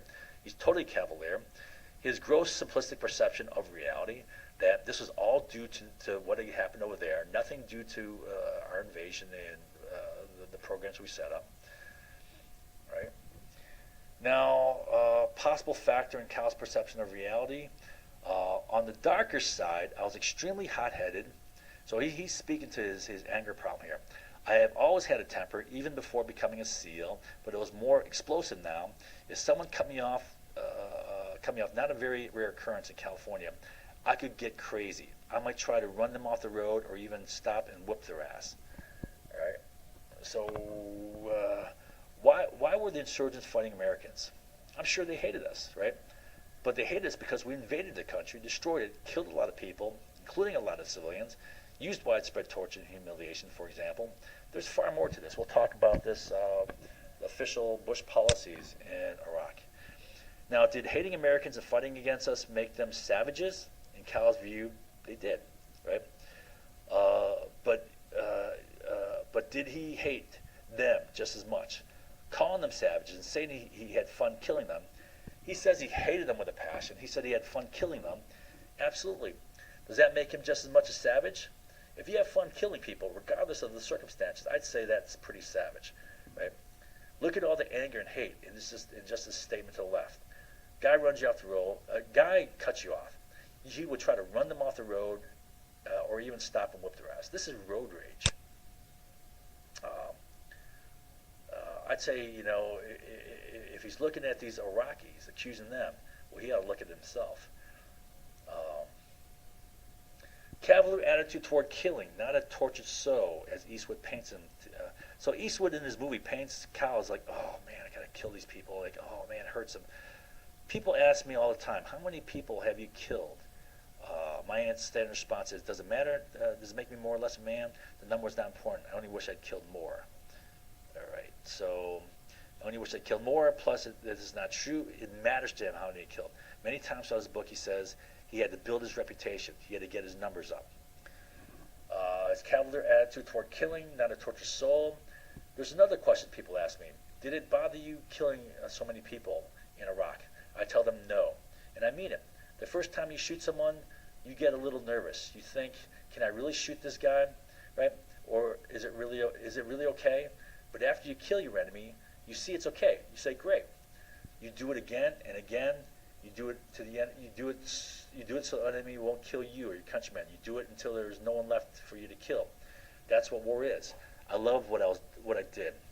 I still do. If circumstances were different, if my family didn't need me, I'd be back in a heartbeat.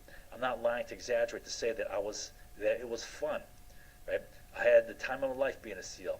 So he had fun killing people, right? All right. He said this throughout his book. I'm not lying or exaggerating to say it was fun. Building my reputation, right? That's a section of his book, right? Building his reputation was getting kills. I loved what I was doing. Maybe war isn't really fun, but I certainly was enjoying it. I don't shoot people with crayons. I like to, but I don't. I miss the excitement and thrill. I love killing bad guys. But at times it was a game. When you're fighting every day, you start looking for a little variety. They made a game of how to kill people, right? They're trying to have fun with this. I was already sniping and loving it. I only wish I'd kill more. After Kyle made his first kill, but I wondered, how would I feel about killing someone? Now I know it's no big deal. That's coming up here in a little bit. Now I like war. So Clint Eastwood paints Kyle to be like this, this tortured soul who's suffering having to kill people. But no, he enjoyed it. Cavalier attitude toward killing, not a tortured soul, as Eastwood paints him out. Man, this is going to be good, I thought. We're going to kill massive amounts of bad guys, and I was going to be in the middle of it. Cavalry attitude toward killing, not a tortured soul. Building my rep. I love what I was doing. Maybe it wasn't really fun, but I certainly was enjoying it. It suited me. Building my rep. What does that mean? Obviously, reputation is important to him, and desire for reputation is all about ego. Clearly, he has a desire to build his reputation. That is a clear motive apart from simply fighting the war, apart from duty, honor, and courage and sacrifice. All right, so here he says, I never once fought for the Iraqis. I can give a flying fuck about them. So this is his attitude towards the Iraqis. I never once fought for the Iraqis. I could give a flying fuck about them. This statement is not simply callous disregard. This is a hateful statement towards all Iraqi people, right? Add that to, I want to kill people who have Korans, right? He hates Muslims.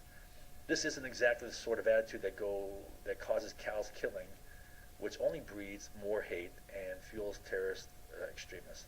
This is exactly the sort of attitude that causes callous killing, which only breeds more hate, and it fuels more violence. At one point I told the colonel, I don't shoot people with Korans. I like to, but I don't.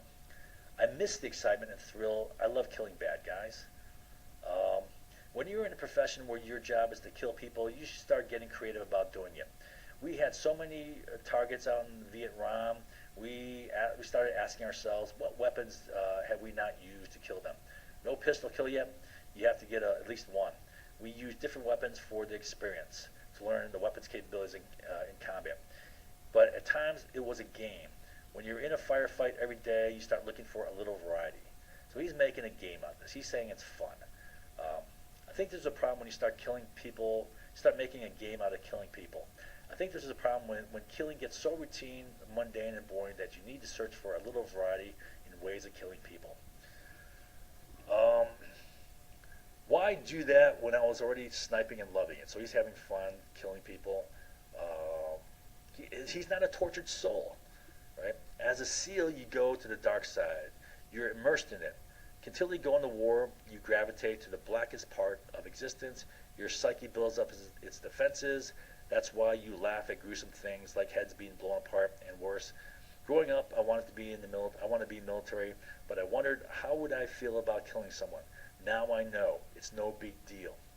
So he's saying killing someone is no big deal. He's not a tortured soul. You go to the dark side. After his first kill, he realized that killing someone is no big deal. Now I like war, and I love doing my job, but it rankled me that Navy wasn't keeping its word. Bragging rights. People ask me all the time, how many people have you killed? My standard response is, does the answer make me less or more man? The number is not important to me. I only wish I'd killed more, not for bragging rights, right? Why does he even mention for bragging rights? But throughout his book, he says numbers are important to him. He's trying to get his numbers up to be the top sniper. People ask me all the time, how many people have you killed? Okay, I just went over this. Building my rep. I love what I was doing. Maybe war wasn't really fun, but I certainly was enjoying it. It suited me. By this time, I had a bit of a reputation as a sniper. I had a lot of confirmed kills. It was a very good number, so the number's important to him. A lot of kills, very good number.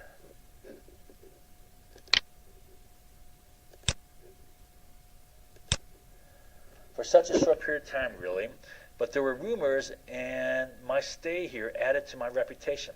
So he's concerned about his reputation, added to his reputation. That's ego. It seemed to me everywhere I set up, I'd get a target. This started to piss off some of the other snipers who could spend whole shifts and even days without seeing anyone, let alone an insurgent. For a while, it didn't seem to matter what I did. Things would happen in front of me. He's not using proper language here. In front of me, I wasn't inventing incidents. Why does he have to tell you that he wasn't making things up? I had witnesses for all my shots. All right.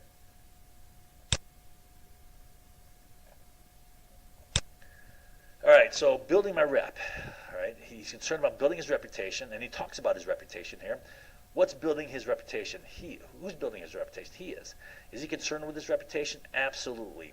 What drives the desire for reputation? Ego. Is Cal concerned about what people think about him? Without a doubt. Was there envy among snipers? Cal believes so. What drives envy? Ego. Why would Cal feel he need to assure the reader that he wasn't inventing incidents? Okay. Um, so he says, I had a lot of confirmed kills. It was a very good number now for such a short period of time. But there were rumors around, and my stay here added to my reputation, such as it was. And he talks about Carlos Hathcock, the most famous member of the sniping profession, a true legend and a man whom I looked up to. Tallied 93 confirmed kills during his 3 years of tour in Vietnam. I'm not saying I was in his class. In my mind, he was and always will be the greatest sniper ever. But in sheer numbers, at least, I was close enough for people to start thinking. Right? So is he concerned about what people are thinking? Yes. Is he concerned with his reputation? Yes. Are these wrong motives in war? Absolutely.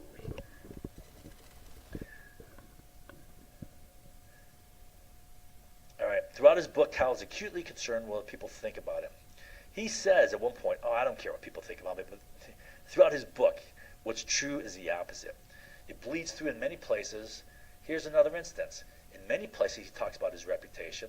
Throughout his book, it's clear he wants to be the badass. He says that about a dozen times. But more so recognized as being a badass. From his lies, he clearly has a megalomaniac desire to be a hero. He repeatedly brags about all the bar fights he and his SEAL buddies get into. We'll get to those bar fights. I'm not going to go into them because they're long sections of his book. He compares himself with Carlos Hathcock. All right. Ego, bragging rights. The number is not important to me. I only wish I had killed more, not for bragging rights. It comes throughout the book that Chris Cal is indeed concerned about the numbers and his reputation. The fact that he feels he needs to say this, it's not for bragging rights, tells me that he's at least sensitive about this issue about bragging rights. For why would he need to make a big deal about claiming the numbers weren't for bragging rights, right? In fact, he calls himself in his title the most lethal sniper in U.S. military history. That's a title he made for himself. Throughout his book, he clearly comes across that Cal is all about appearances, reputation, and thus ego. Throughout the book, he comes across as a braggart. Ego, bragging rights, numbers do matter to him. I had even more kills in Ramadi than Fallujah. Not only did I finish with more kills than anyone else on that deployment, but my overall total made me the most prolific sniper of all time. To us, the most fancy official language. Don't tell me he's not concerned with numbers. You can tell that the numbers of kills certainly do matter to him. Ego, reputation. Of course, having reputation as a SEAL does have its advantages. So reputation having advantages. Concerned with reputation, he's acutely aware of the advantages of having a reputation. The nickname The Legend had started back in Fallujah around the time the beach ball incident, or maybe when I got the really long shot. Before that, my nickname had been Tex. Oh, we know the legend is here. They said as soon as they saw me. All of a sudden, we heard there was 2 kills at Camp Ramadi. People are dying up north. We knew the legend was here. You're the only motherfucker who ever killed anyone out there. I laughed. Right? You can tell he relishes in the nickname The Legend. It wasn't that I thought I was tougher or better than they were, the Marines. It was I knew that was the way people looked at us. So he's concerned about the way people look at us. He's concerned about the way people view him. Right? And I didn't want to let those people down. I didn't want to fall or fail in their eyes or in mine. Right? So he's concerned about his reputation. It's all about appearances. Concerned with what other people think of him. The concern is not really about them. It's really about yourself and your appearance before them. Ego, jealousy. While away from his unit in Iraq, Cal was getting kills. His unit was assigned to the Philippines. When they reunited, this is what he said. They came off the plane cussing me. Hey, you asshole. And much worse than that. Like everything else they do, SEALs excel at foul language. Jealousy, thy name is SEAL. Jealousy is about ego. Is about envy. I wondered why I hadn't heard anything from them over the past few months. In fact, I was wondering why they were jealous. They'd been sitting around holding hands, holding the Filipinos in hating life, well, I've been having all the fun. Right? Killing was a matter of pride and jealousy, and this ego for the SEALs. Jealousy is about greed. Jealousy is about selfishness and ego. Cal then says, jealousy, thy name is SEAL. What drives jealousy? Ego, self, envy. Um, Having all the fun. As Cal says, they're referring to killing people.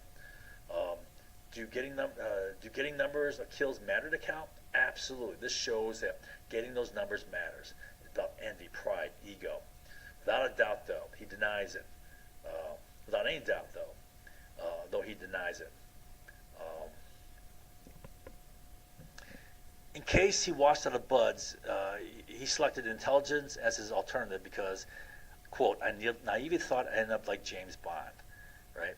Cal later says, I bought a box set of James Bond movies, some Clint Eastwood, John Wayne. I love John Wayne, right?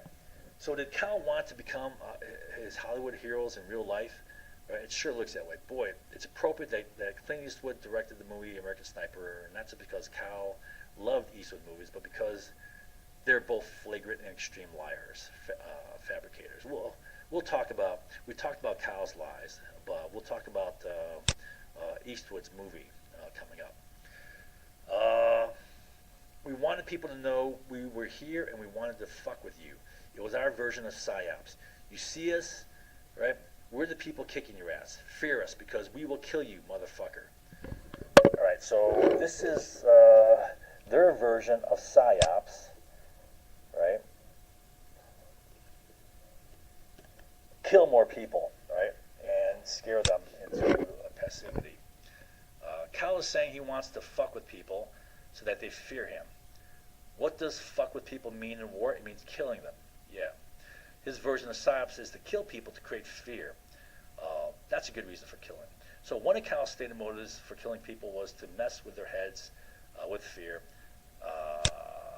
For whatever reason. He's thinking that's going to pacify them.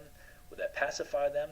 Or will that increase their violent opposition and increase their aggression, increase their vindictiveness and hate?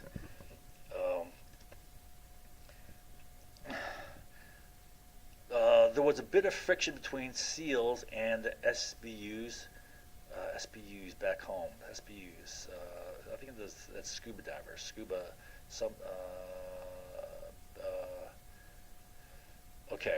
back home in bars, where you'd occasionally hear some SBU members claiming to be SEALs. Team guys would think and sometimes say, that's like a taxi driver claiming to be a movie star because they drove someone to a studio.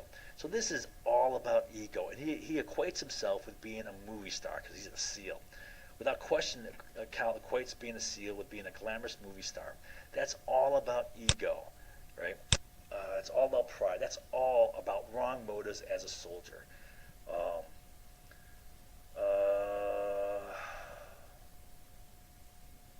I'm not a numbers guy. SEALs are silent warriors, and I'm a SEAL down to my soul.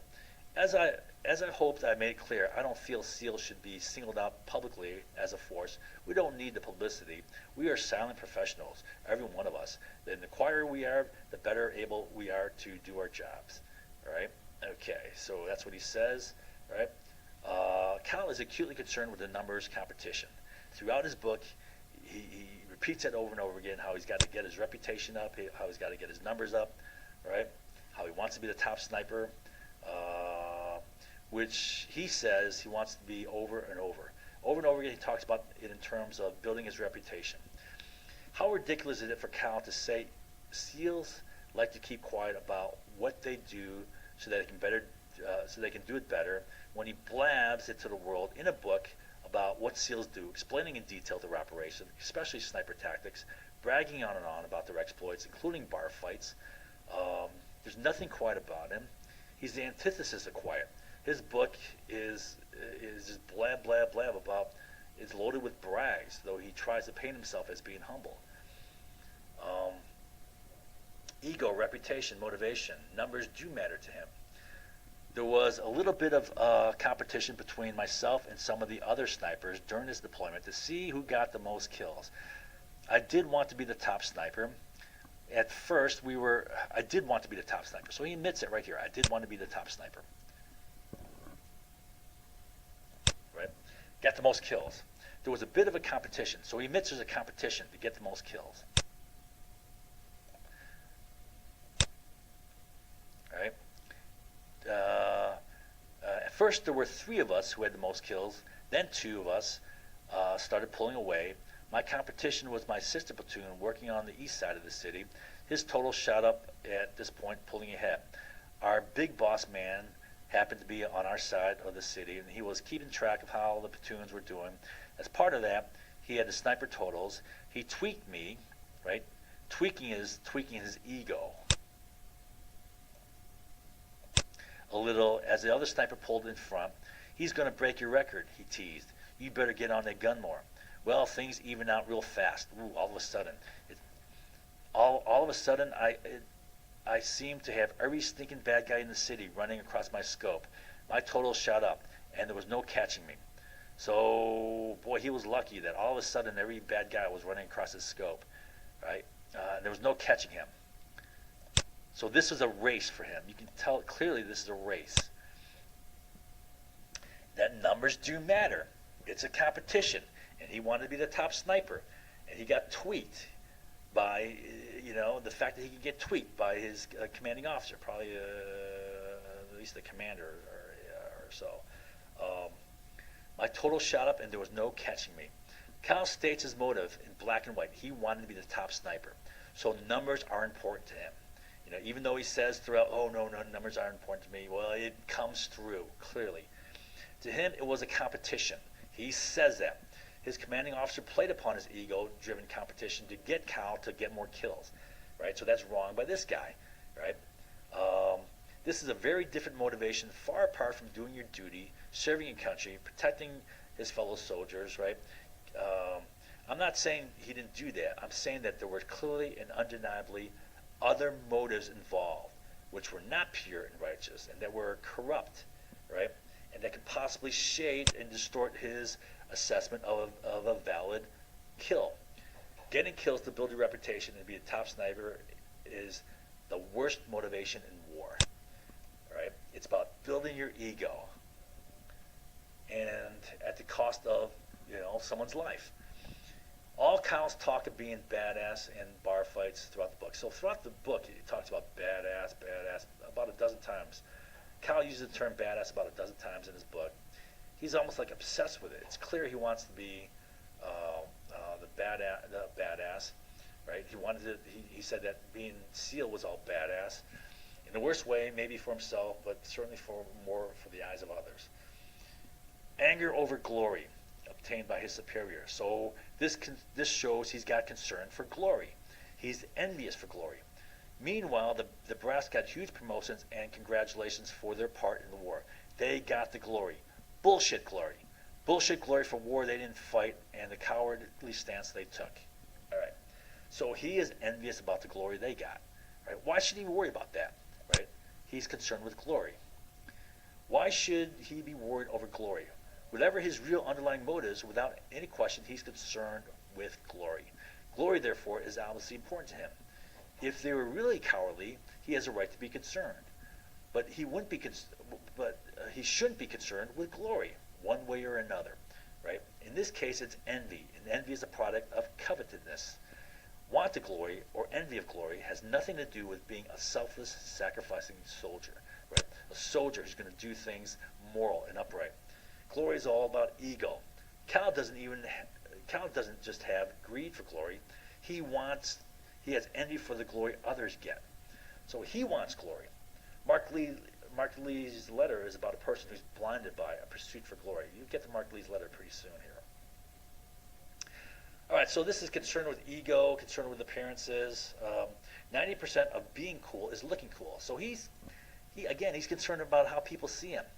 He's concerned about, being in the eyes of others.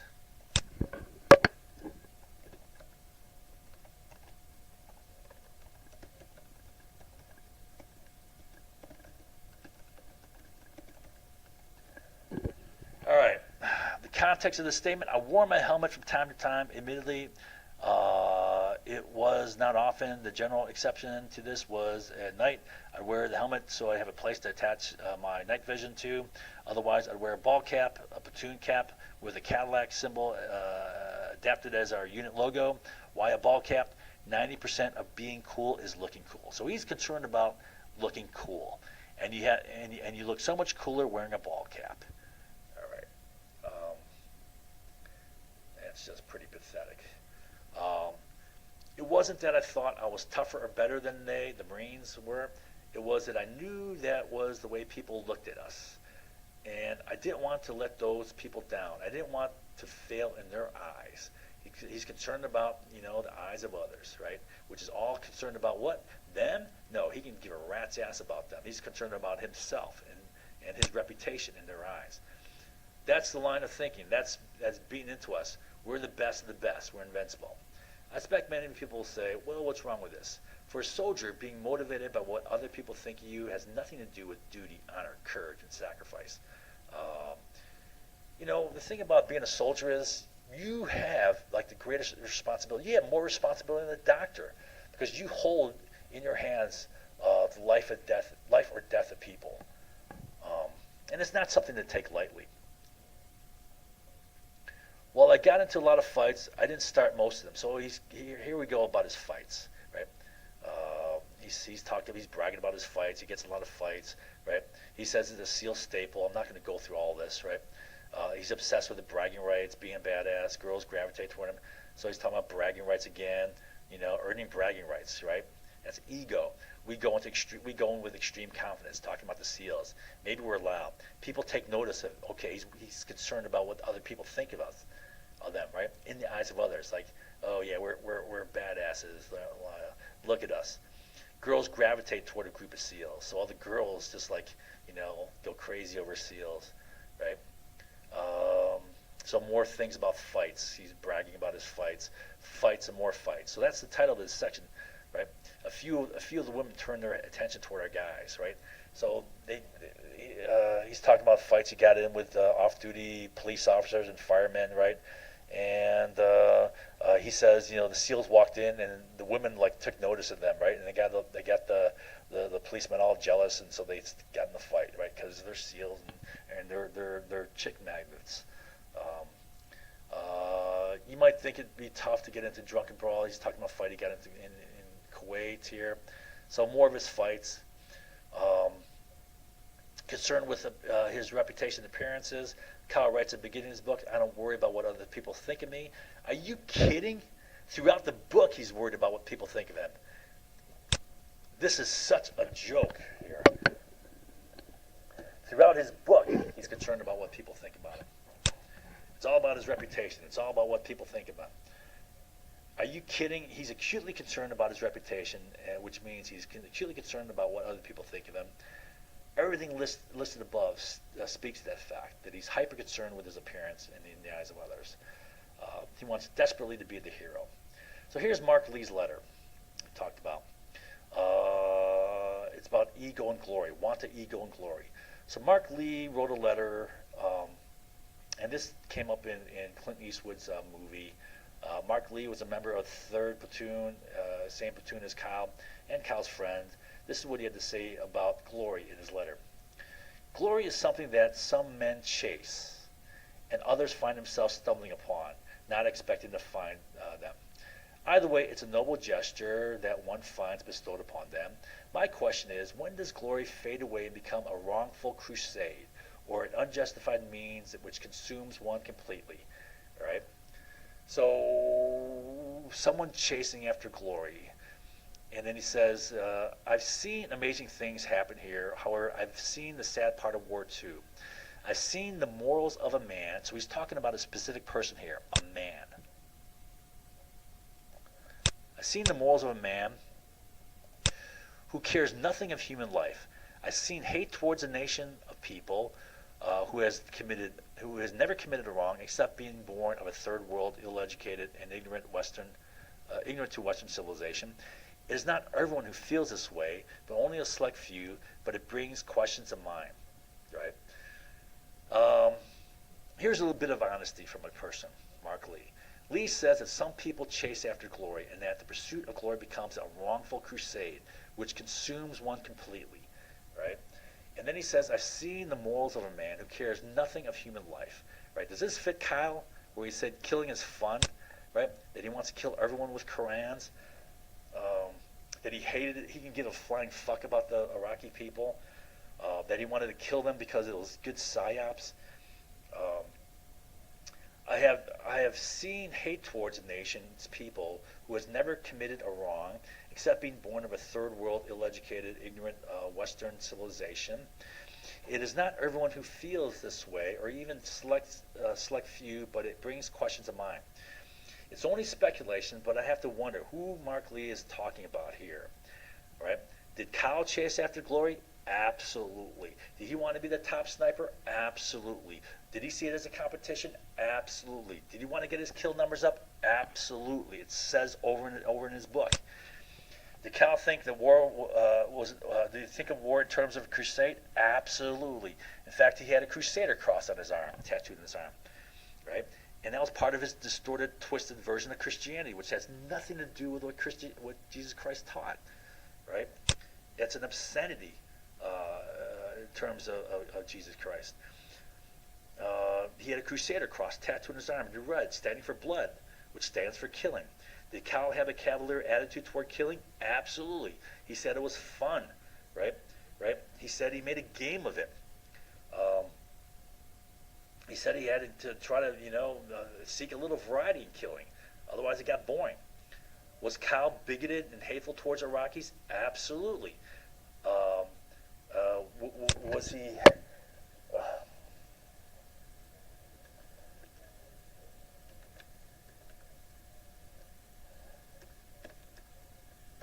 bigoted and hateful with murderous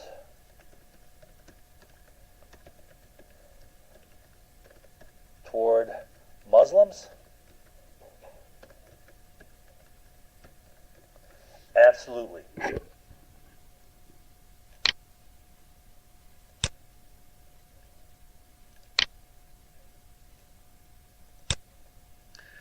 Kyle said he could give a flying fuck about the Iraqi people. Kyle certainly fits a bill here, but once again, on my part, it's only speculation. But God knows. All right, so concerned with validity. The things that happen in this book are true. That's the first line of his book, right? Why would he feel the need to say that in the first line of his book? Believe me, I'm telling you, everything I tell you is going to be true. Okay, all right. Concerned with validity. For a while, it seemed to me that it didn't seem to matter what I did. Things would happen in front of me. I wasn't inventing the incidents. I had witnesses for all my shots. Yeah, like his two buddies in the SEAL bar. All right. Anyways, why would he feel the need to assert I wasn't inventing incidents, right? And his numbers suddenly shot up. Right? Suddenly, every bad guy came across my rifle scope. Right? He was tweaked for a competition, and boy, I seemed to get just lucky all of a sudden. It must have been an issue either to himself or okay. All right. Then he says, concern of validity. I never had any doubt about the people I shot. My guys would tease me. Yeah, I know Chris. He's got a little gun cut on the end of his scope. Everyone he sees is in the ROE, the rules of engagement. But the truth was my targets were always obvious, and I, of course, had plenty of witnesses every time I shot. So he's worried about, credibility here. But what he's saying here is, even his buddies would say, yeah, everyone Chris shoots is part of their ROE. Probably like at the beginning of the war. Anyone between 15 and 65 is a valid target. But yeah, I know Chris. He's got a little gun cut on the end of his scope. Everyone he sees is an ROE. Is it easy to fudge things slightly in your heads? Do people do this all the time? Right? Do they do it automatically? And then Cal says this, concerned with validity here. I am a strong Christian, not a perfect one, close, not close.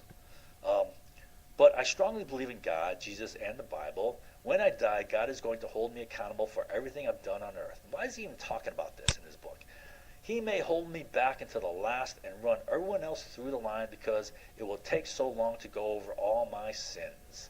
Honestly, I don't know what will really happen on Judgment Day, but what I lean toward is that you know all your sins, and God knows all of them, and shame comes over you at the reality that he knows. I believe the fact that I've accepted Jesus as my Savior will be my salvation. His only chance will be that he believes Jesus Christ will be his salvation. Well, that's what it says in the Bible. If you believe in Jesus Christ, you'll inherit eternal life. Right? That's John chapter 6.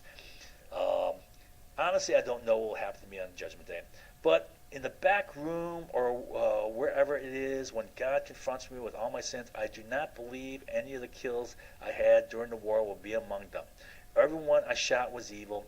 I had good cause for every shot. They all deserve to die. Oh, why is he bringing this up? Right? Oh, but everyone I shot was good. So this is not why I'll go to hell. To me, what's bleeding through here is concern with that he's going to hell. He's worried about it. Why does he even bring this up? He's worried that he may not go to hell. Honestly, I don't know what will really happen on Judgment Day. Right? Right there. He's concerned.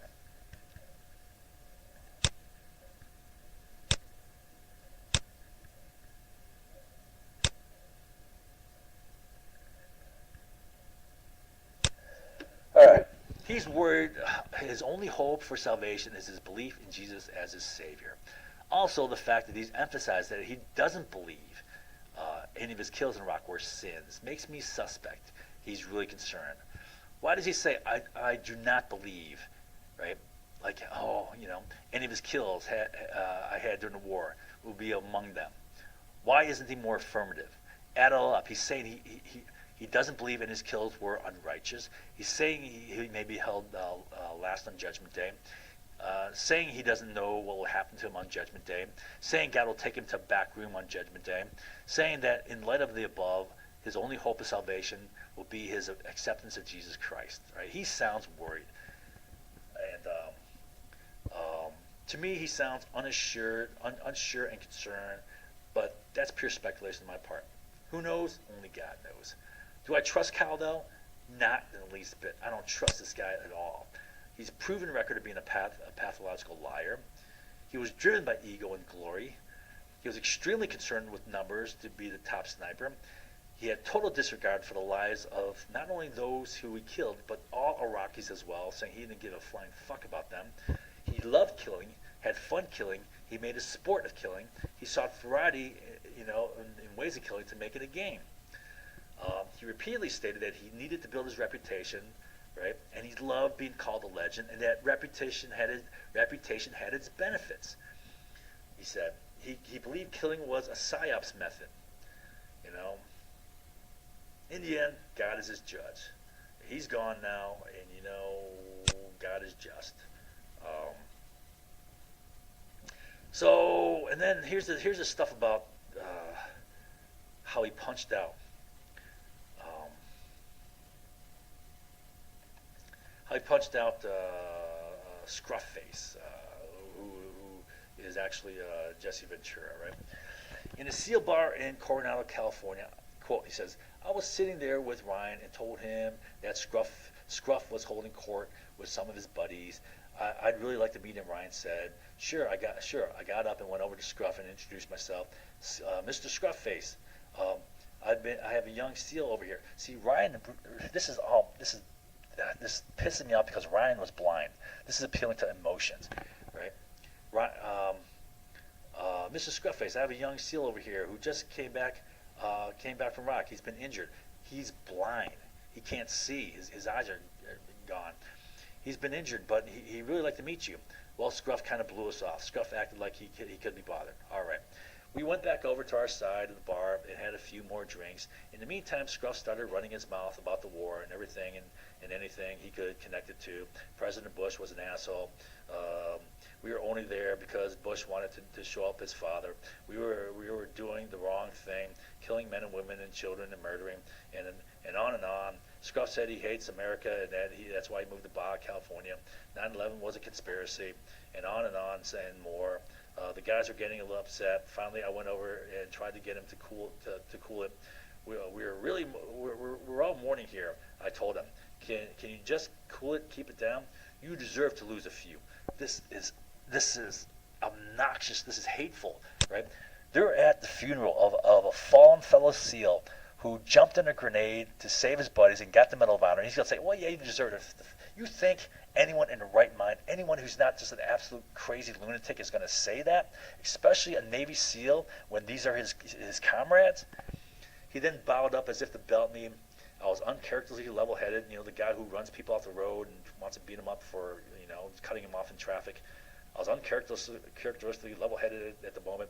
Look, I told him, why don't you just step away from each other, and go your own way? Scruff bowed up again. This time he swung. Being level-headed and calm can last only so long. I laid him out. Tables flew. Stuff happened. Scruff face ended up on the floor. I left quickly.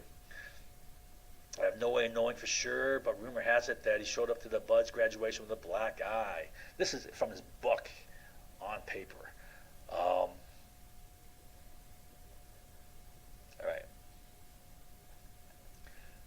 All right. So he's accusing Jesse Ventura, saying, "Yeah, you should have lost a few. Yeah, you deserve to lose a few. You deserve to have this guy killed." Is essentially what he's saying. A Medal of Honor winner. This has been proven in court to be all made up, and it's sickening. I don't believe this for a second. I don't believe that Jesse Ventura, an ex-Navy SEAL, would be told an injured fellow SEAL who is blind, right? Would like to meet him and totally blew him off. Cal has a proven record of lying. I don't buy this for a second, right? He's going for sympathy points because Ryan was blind. Ventura said he never recalls even meeting Cal. Right? Ventura then won a $1.845 defamation suit against the Cal estate. Cal's wife appealed, but it was summarily thrown out. Cal's first claim of the story is found in the book American Sniper, where he didn't call Ventura by name, but instead used the pseudonym Scruffface. Why would he use Scruffface instead of Jesse Ventura? If this really happened, state Jesse Ventura. He's doing this to cover himself from a defamation suit. If the incident really occurred, why wouldn't he be more forthright and say Jesse Ventura, which he later did, I guess, in TV interviews? Why is he being sneaky about this, like he's protecting himself from a potential defamation suit, which he was sued for and lost? There's no way I believe Jesse Ventura traveled all the way to California to honor a fallen fellow Navy SEAL, one who threw his body in a grenade to save his buddies, winning the Medal of Honor, and then say that he deserved to die along with a few of his others, a few of you. There's no way Jesse Ventura or any normal human being would do that, especially at his funeral. To accuse someone of saying that is the real vicious crime. Then in an interview with Bill O'Reilly, Callis said the cops were there at the bar, like cops hang out at bars, they have nothing better to do than to hang out at bars. And then he fled the scene, and then the cops didn't chase him. He fled the scene because the cops were there. Assault is a serious crime. Why wasn't the police report filed? Why did the cops pursue Kyle and arrest him? Why wasn't he charged with fleeing the scene of a crime, which is a felony? I went through all this stuff already. The whole black eye thing, right? So yeah, he says he's being level-headed. Okay, remember he said that he can go crazy for getting cut off. He might try to run them off the road or even stop and whip their ass, right? So he says he talks about WMD here. This is from the Dilfer report, right? Over 10 years, near 10 years of weapons inspection in Iraq and weapons of mass destruction leftovers. There were continued reports of WMD in Iraq, ISG, and found that such reports were usually scams that misidentified the materials or activity. A very limited number of cases involved discovery of old chemical munitions produced before 1990. These types will likely continue for some time, and local authorities will have to judge which merit further investigation.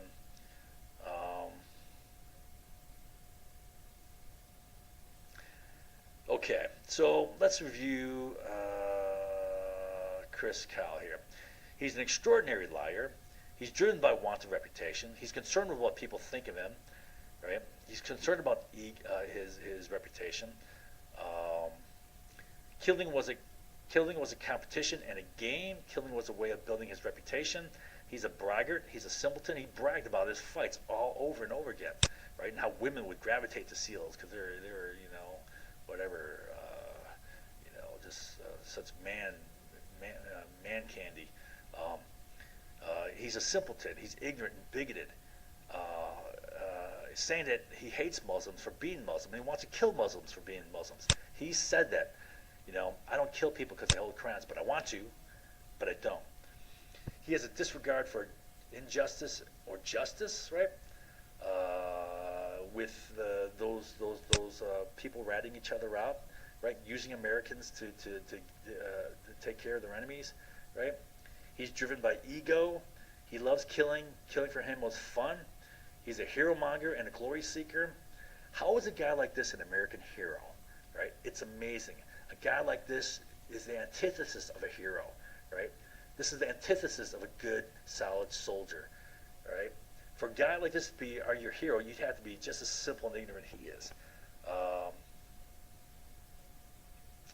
right. So let's take a look at, try to wrap this up together in a diagram.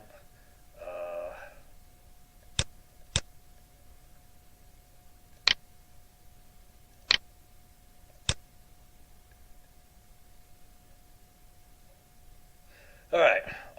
So Chris Cow's motives. Let's take a look at what type of things from his own book motivated him. To kill the enemy? Well, yeah, he wanted to kill the enemy. All right.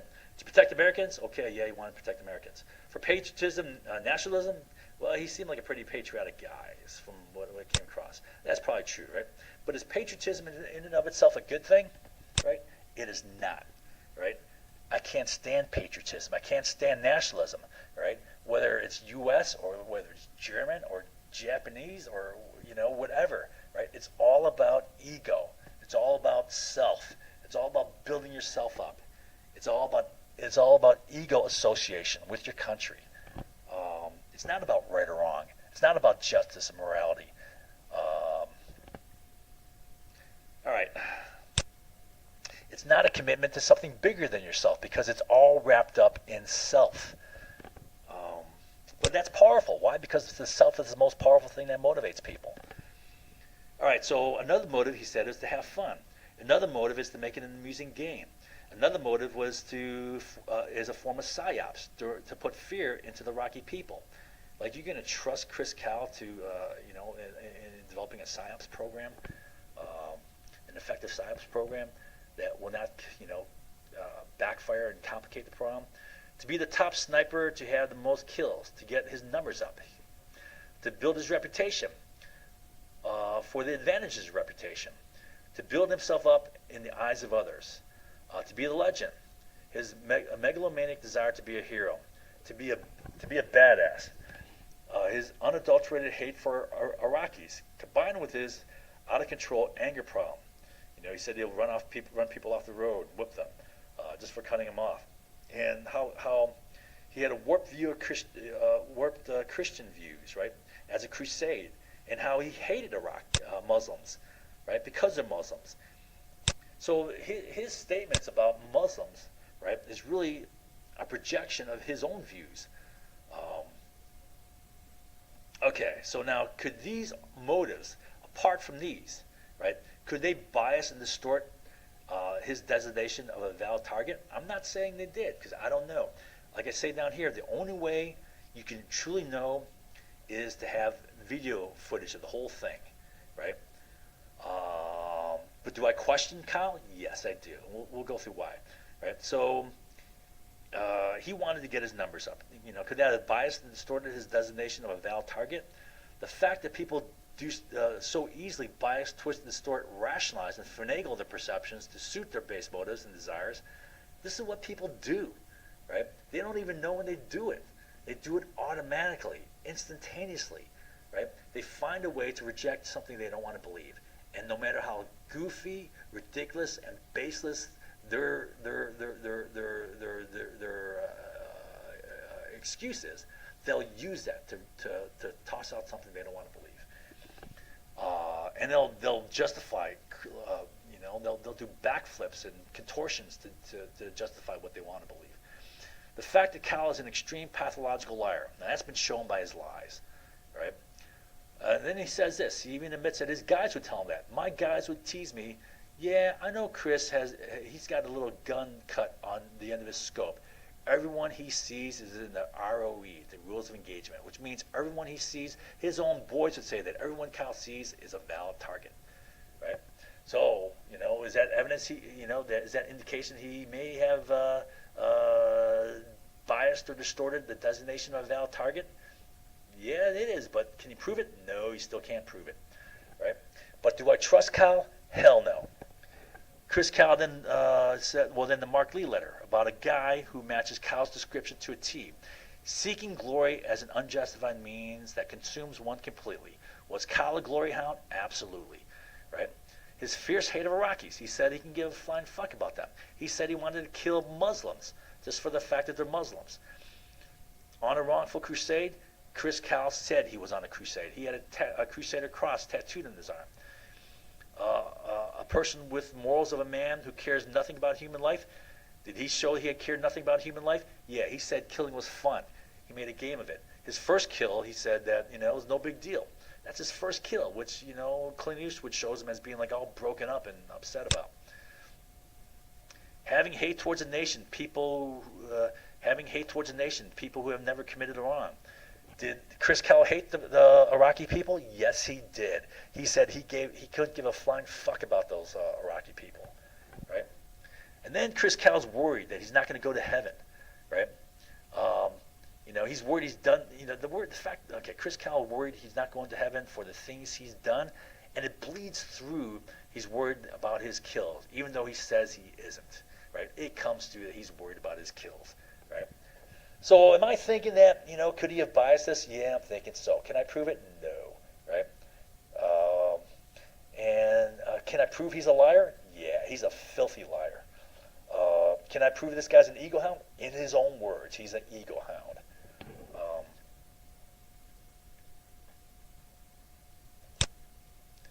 Is that a selfless, sacrificing soldier? I don't think so. I bet any money this is attacked, for example. He's claiming Kyle's assessments were false. No, I'm not. I can't complain. I don't know unless I have actual video footage to claim that. On the same hand, as far as my mind, you can't prove any one of this were valid, right? So also you can't prove that unless you have actual video footage. No, I'm not. I can't prove that. Probably the only way to prove it is to have video footage of the entire incident. I am saying that taken all together, I despise this guy. This is a guy I hate, I detest, I cannot stand. As a Christian, I cannot stand. I wouldn't put it past him to fudge considerably, right? I don't trust him for a second. So can I prove it? No. Attack that. I say I can't prove it. Go ahead, attack, right? Shift all focus on that. Forget everything else. Forget everything that he said himself. Forget about his lies, whatever, right? But from all that he said, he's a type of guy. But from all that he said, he's the type of guy I thoroughly despise. Right. So here's a summary of Cal. Right. I'm not going to go through all this; it'll take too long. Here's the thing I talked about as far as weapons of mass destruction, how ridiculous the whole damn thing was. It's more ridiculous than this, but moving on here.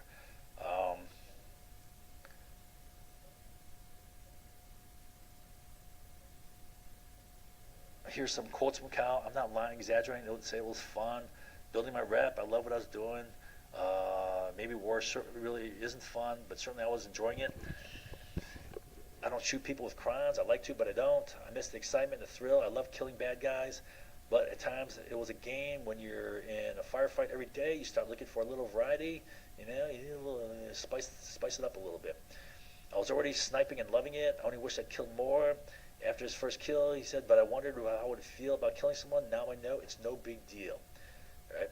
Now he said, now I like war. So critique of American Sniper. Now we'll go on to Hollywood history. All right. So I believe a big purpose of American Sniper is, one purpose obviously to make money, okay? But a big purpose was to fuel American ego and pride and ultimately justify an evil war. To understand evil, you have to know, to understand the evil, right, you have to know and understand, one, the manipulation method used by the Bush administration to get us into that war, right? Now, I taught this, but I'm willing to bet nothing, not a fact is remembered. You cannot state a single fact about that. The complex array of economic benefits from this war, I'll teach this in the next lesson, right? But again, even after I teach it, not a fact will remain about it. It'll just be a blur. A classic oft-used method of gaining public support for wars is to build up heroes, right? This is done quite a bit. Now, according to the movie, this is according to the movie, and this is a critique of what happened in the movie, and I'm comparing what Clint Eastwood shows in the movie with what Chris Kyle says in his book. All right, so I'm assuming everything in Chris Kyle's book is true, although from Chris Kyle's pattern of lies that you got to take that with a grain of salt. But we'll assume that everything Chris Kyle says is true. Now, based upon that, does Clint Eastwood, stay true to that? So right away, 10 seconds. The movie starts with an eerie, foreboding call for Allah Akbar, right? It means God is great, but it's often used as a rallying cry for a battle cry for Muslims, right? So it creates like an ominous mood. Okay, fine, great. Then there's a woman. The next thing at time 2 minutes and 43 seconds, a woman, apparently the mother of the boy. It looks like she's the mother of the boy, who's about 10 years old, right? I guess 10 years old, maybe less than that. Brings the boy out of the door of a house, escorts him toward an approaching column of U.S. soldiers, which includes a tank, right? It's Marines, I believe it was. She pulls out a grenade and hands it to the boy, then urges him to attack the Americans with it. The clip stops there, right? And okay, right off the bat, this is a Hollywood history. And actually, this is one of the closest things Clint Eastwood gets to truth as far as combat in his movie, right? Because part of this did happen, right? But the big part of it is a lie. This is Hollywood history, meaning that it's a twisted lie. Boy, Eastwood starts fast with his lies. Eastwood shows us the full scene later. I'll cover it then, but it's a total farce in several ways, as we will see. This is propaganda, but it's about as close as Eastwood comes to truth. So the reason why there's part of this is true according to Chris Kyle's book, right? But ultimately, the way Eastwood portrays this scene, the greater part of this is a flat-out lie. Switch to church right away, and then Chris Kyle stealing a Bible. Then the camera focuses upon the Bible. The purpose of this is to create in the audience minds the notion that Chris Kyle is a good Christian, right? How many of us are really good Christians? I question myself as being a good Christian, but Chris Kyle is way in the other extreme. But is that what his words say? Is that what his professed hate says? Right? His want to kill Muslims because they're Muslims, is that Christian? His having fun killing people, is that Christian? Is that what his callous love for killing people says? He said he enjoyed killing people. He said it was fun. He made a game of it. Is that what his outlandish extreme lies say? Right? What did Jesus Christ say about lies? Lies are of the devil. Right? That's John chapter 8. All lies are of the devil, and liars are children of the devil. Then the camera focuses upon the Bible he stole sitting on the counter next to some G.I. Joe toys, right? And come on, right? Christian soldiers, all right. Kyle's movie father lectures at the dinner table that there are three types of people in the world. There's sheep, there's wolves, and there's sheepdogs, right? Yeah, right? The wolves are the evil people. The sheep are the victims. The sheepdogs are the gallant heroes that protect the sheep from the evil wolves, right? Right? Creating this simplistic view. Well, this is Clint Eastwood's first big propaganda lie. This sets up clear and simple differentiation between evil wolves and good and noble sheepdogs, which is then naturally associated with the Iraqis being the evil wolves, who are pretty much portrayed as wolves, right? That's such a load of crap that it makes me sick. The Iraq Invasion War was a wicked, wrong war, manufactured and manufactured by manipulation and lies, fully intentional with concerted determination, not blundering, following some wrong intelligence. They manufactured the false intelligence. Um, Propaganda, the overall effect of the movie is to establish in the audience mind that the Iraq War was a righteous war because we were fighting evil wolves over there. All right. I've heard cases where people walked out of theaters shouting, "Let's go kill some Iraqis." Right? You walked out of there, you're convinced that the Iraqis were evil, which then justifies the war. But short of that, the typical American walks out of the theater feeling good about themselves as an American, believing that our invasion of Iraq was a righteous, good cause because we were fighting evil wolves and protecting the USA, right? And we're the good guys, the men in white hats, right? That is the overall effect. Are people stupid enough to fall for this setup? It just happens all the time. Of course they are. Thus, this movie is pure propaganda. The real evil was our invasion that created the conflict, unleashed a sectarian war, created an insurgency, and all the other craziness, which I'll explain below. So we'll review how the war devastated the country. We'll review some of the U.S. policies in that war that just were insane, irrational, that created conflict. In the movie, Eastwood manufactures a character called the Butcher, who is clearly a wolf, and Kyle is clearly the sheepdog who's out to kill the wolf, right, to protect the sheep, right? What a load of crap. The Butcher is fictitious, all made up, but we'll discuss that character later in detail. This scene concocts in the audience mind the clear notion of who the good guys are and who the bad guys are. It sets up for the simple minds to be fooled into thinking that the Iraq War was righteous because we were there to fight evil and to prevent evil from coming to our shores. Right? What did Richard Clarke say? Iraq was not a terrorist threat. The top anti-terrorist expert. Right? Kyle is watching TV and is with his brother and sees a report on the bombing of the U.S. Embassy in Kenya. He's shocked and concerned, and the very next day he signs up for the military. So, according to Clint Eastwood, the reason why Chris Kyle joined the military was because of terrorism. There's a terrorist attack on our embassy in Kenya, and so he feels convicted to go and join up, right? Yeah, and then the TV screen, and then he says, "What they did to us." Kyle says that as the TV camera zooms in on the actor's concerned face. All right, okay, that's good dramatic stuff. Now this is another total lie, a total fabrication. This is totally made up. It's total crap. The embassy was attacked and bombed in 1998, right? And it had nothing to do with Kyle's decision to join the military. Read his book. This is all Hollywood history. What this lie does is it creates in the audience minds the belief that Kyle's motivation for joining the military was in response to terrorist attacks upon the U.S. He's being the sheepdog, going after the evil wolves, right? You just established that. Good versus evil. This is what Kyle says about his career path and decision to join the military. Quote, "Every high school has different cliques, jocks, nerds, and so on. The crew I was hanging out with were the ropers, right? We had the boots and jeans, and in general looked and acted like cowboys, right? So this is part of his image and appearances. This is all image and ego. It is pure concern with appearances before others. He wants to be the badass, the cool-looking guy, which is the word he used about a dozen times in his book.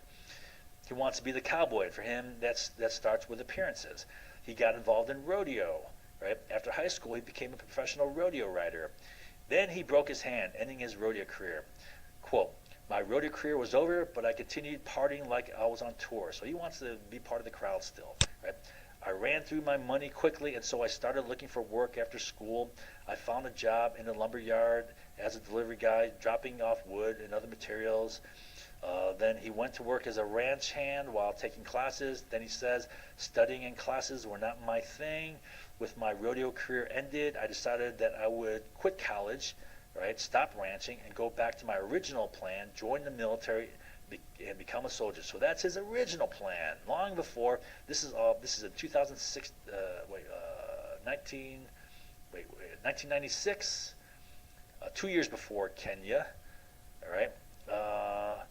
So Kyle's plan all along was to join the military long before Kenya. Um, let's see. Kyle doesn't strike me as being the intellectual type, not by a long shot. Um, and so on. One day in 1996, okay, so he said, one day in 1996, I made my way to the recruiters, determined to sign up. Oh, 1996. Too bad, Clint. The Kenya embassy attack was 1998. Sorry, Clint. Can't get out of that lie. Hollywood history, right? He first talked with an Army recruiter. Quote, I told him that I liked the idea of special operations and that from what I heard of the Army Special Forces, I thought I'd like to serve in that branch if I were to join the Army, that is, Special Forces. All right. It's amazing that wording got into a book. The Army recruiter told Cal that he'd have to attain the rank of an E5, which could take several years before being considered for Special Forces, so he left disappointed. However, then a Navy recruiter called Kyle over. He told Kyle about the training for SEALs. Kyle said, just to make it through the training, you had to be one tough motherfucker. It was all badass stuff. And when I left there, I wanted to be a SEAL in the worst way. Sorry, Clint. Kyle was not motivated by the embassy attacks, which happened 2 years later. Kyle joined the military because he needed the money, right? And he wanted to be a badass motherfucker, like he says. Not once in this section where he discusses how he joined the military does he say he did so to protect his country. His sole focus, as he wrote, is on being a badass, right, and making a living, because he's got to make a living somehow. Special force, he wanted to be a badass special forces type. Now,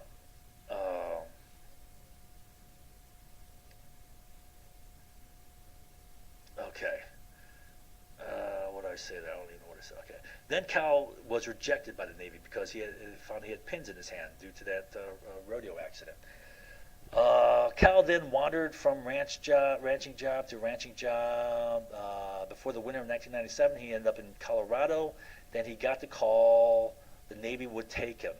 So so he tried to get in 2 years before, but he even got in at least a full year before the embassy bombing, right? Had nothing to do, so the embassy bombing had nothing to do with why he joined, right? In the movie, he sees the news of the bombing and goes straight to the recruiters the very next day. What a load of crap, right? So his joining was in response to a terrorist attack. He's going to fight terrorism because he's the sheepdog. All right. Kyle watches TV and sees the Twin Towers burning. All right, so the Twin Towers have been attacked. This is 9/11. The scene shifts from him. Scenes shift immediately to him firing a sniper rifle with a determined look in his face. So what this does is this creates a clear association between our fighting the war in Iraq with the 9/11 attacks, which there was no justification for. This clearly creates in the audience's mind his motivation, Cal's motivation for fighting the war in Iraq, which were the 9/11 attacks. Now, the Iraqis were the wolves because of 9/11, and we had to kill them, right? We had to kill them because we're sheepdogs, all right? Sorry, Iraq had nothing to do with 9/11, nor did it have anything to do with Al Qaeda, nor did they have weapons of mass destruction, as if that would even as if that would be justification, even if they had any, right? What I'm saying there is the whole idea that Saddam Hussein would give weapons of mass destruction to radical fundamentalist jihadists who would first use them against him, because they want their primary number one goal was to establish a caliphate. Nor were they a terrorist threat to the United States. That's Richard Clarke. So none of this is justified, right? This is a lie to create in the public mind that the reason why we're fighting the war in Iraq is because of 9/11. 9/11 was a good war, a just war, because of, Iraq war was a good war, a just war, because of 9/11. So this is a tricky little association planted in the public mind, justifying the war, Then here's the woman scene. The woman and the son scene. So the woman walks with her son toward the approaching column of American soldiers. Right, these American soldiers are unsuspecting. She hands the boy, who looks to be very young, maybe about 10 years old, or maybe even less, something, then speaks to him in an urging manner. The boy takes the object and starts to run toward the Americans. Right, Cal, the sheepdog, shoots him square in the chest. Right, the woman runs toward her son, but instead of concern for her fallen son, lifting him up and crying because her son's dead, she ignores her son, right? Picks up the grenade, runs to the American, and throws the grenade. The grenade falls short of the Americans and blows up. Cal then kills the woman. The spotter next to him says, "That evil bitch." The spotter then congratulates Cal and pats him on the shoulder. The movie actor Cal says, "Get the fuck off me," because he's so disturbed about what he's done. Is that what Chris Cal said really happened? He said, "It's no big deal." Right? The movie actor Cal then stares in the scope at the body of the little boy and blinks several times like he's concerned, right? Like he's about to cry because he's so distraught. He's such a good-hearted sheepdog. He hates to have to kill wolves, even if especially if they're a little boy. The Hollywood Cal says, "There's a kid who barely has hair on his balls. Mother gives him a grenade, sends him out there to kill Marines. Dude, that's evil like I've never seen before." That's another scene coming up here. Do I have this? Do I address that separately? No, I guess I don't. So I can cover that now. So this never happened, at least the way Eastwood tells the audience. It is true that Cal's first kill was a woman. That's on page 3 of his book, right away. Right? However, the woman acted alone. There was never any boy. Right? That was all made up. The woman take on a bunch of Marines and a tank. I don't think there was really a tank as far as Cal said in his book. I don't recall that, right? But it's a bunch of soldiers, right? With a grenade could possibly be seen as heroic, or could also be seen as a pissed off person who's pissed off because we invaded the country and whatnot. Therefore, in order to make her evil, she must get a boy to do the dirty work. Now that makes it evil. She's an evil wolf, as Eastwood has preconditioned the audience already to perceive, right? Okay. Using the boy flips it, right? So it could have been heroic that a woman takes on these Marines by herself, but using a boy makes it evil. That makes it evil, and that never happened, right? Okay. Okay, so Chris Cal wasn't. So the movie Cal's all broken up about, right, and staring at the boy who never existed. That's all made up. Cal wasn't broken up. What did he say? He said that after his first kill, it was no big deal. Then he said he had fun killing guys. He said he loved it. He made a game of it. He loved the thrill and excitement of killing people. The movie makes Cal out to be a reluctant warrior, a guy with a tender heart who hated what he was doing, but felt he had to do it because he was a sheepdog and he had to protect all the sheep. Right? What a load of garbage. In a later scene, so there's a scene with Biggles. What's his face? What's his friend's name again?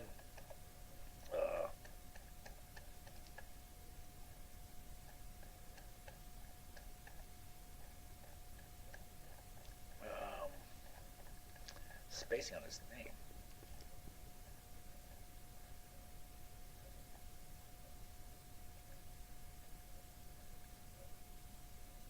Ryan. What's his full name? I can't remember. So there's a scene that Clint Eastwood makes up with Ryan in the barracks. There's only two people there. It's Chris Cal and Ryan together, and Chris Cal in this later scene says he can shares with Ryan that, dude, right? Mother, he says, "There's a kid who barely had hair in his balls. Mother gives him a grenade, sends him out there to kill Marines. Dude, that's evil like I've never seen before." Right? So what made the whole thing evil, right, was the mother giving a grenade to her son to go kill, and then she has total callous disregard for them and grabs a grenade, and the kid gets killed, grabs a grenade from the kid's body and tries to throw it. Dude, that's evil like I've never seen before. What I mean, that didn't happen. This is all made up, right? What made it evil was all made up. Um, and on top of that, Chris Kyle wasn't broken up at all by his first kill. He said it was no big deal. That's his own words. After your first kill, I found out it's no big deal. Our first look at the arch nemesis Mustafa, the Olympic sniper. So throughout the movie, there's this Olympic sniper who was like this evil enemy. Clint manufactures a dramatic battle between Kyle and Mustafa, right? One, they never fought, so this is all made up. This is Hollywood history, right? The real Kyle said this: "I never saw him, but other snipers later killed an Iraqi sniper we think was him," right? So they don't even know if Mustafa really existed. This was just a manufactured, cheap, dramatic device to get the audience engaged, right? And to create the reality of the evil wolves, right? Um, to enhance the reality of the evil wolves. Now, according to the Washington Post, quote, "It is not clear who Mustafa was or if he ever existed." That is not clear, right? They don't even know if he existed. He could have been just an urban legend, a myth, a scare, a boogeyman, right? Someone they fear, or people think it could have been the combination of other snipers. They're effective other snipers. There were snipers out there, right? In building out the character of Mustafa, the Syrian sniper who doesn't speak in the film, Eastwood frames him like a serial killer, right? And so he seriously creates an evil wolf, right? According to the Telegraph, furthermore, it looks like Mustafa was never an Olympic athlete, not the Syrian one anyways. According to the Tukora user Nicholas, only one of Syria's Olympic shooters from the past 30 years was a target rifle shooter, and he was too old to fight, right? The screenwriter Jason Hall admitted to the Time magazine that the connection was made for dramatic effect, right? But Eastwood shows in his movie a picture of Mustafa receiving the gold medal. So he's standing on the podium, okay, to help create the reality of this guy and help create, build up, how threatening this guy is. He's standing on the top tier, the middle tier, and the three podiums, receiving the gold medal, in a picture. Right, guy who no one even knows he really existed. Busting into a Iraqi home, who had a son who was later drilled by a cordless drill by the butcher, and then the father is shot. The father alludes to drilling into the boy as torture. Find the butcher, you find Zarqawi. So the butcher is the right-hand man of Zarqawi, right? Butcher, the father shows the work of the butcher's daughter, his arms cut off, making it real. He's a wolf. The butcher is Zarqawi's enforcer. His weapon of choice is the drill. I think I quoted that from there. Butcher is Zarqawi's enforcer. His weapon of choice is a drill. Right? Now, this scene never happened. We'll discuss this in detail right below. Bunch of lies. Clinton made up the butcher, the son of the devil. But we'll talk about that right below here. Right? He's making more evil wolves, which were the reason we invaded Iraq. Why? Because there were evil wolves over there. We had to fight these guys. And those evil wolves would have come to America and would have attacked us. This justified the Iraq War, right? Or did our invasion create these enemies? Did the invasion create insurgents? Did the invasion create the sectarian war? I said in 1990, when I wrote the strategy for the first Gulf War, I said what not to do, because what's going to happen? You invade, you take out the power authority, you take out Saddam, you leave a power vacuum. What's going to happen? You're going to get the three branches, the Sunni, Shia, Kurds, all going at each other. There's going to be sectarian war. You're going to have sectarian civil war. And sure enough, that happened. So we unleashed that war. We unleashed their violence against each other. And we unleashed the violence against us. You go invade a country, right? Have foreign military occupation. What do you think is going to happen?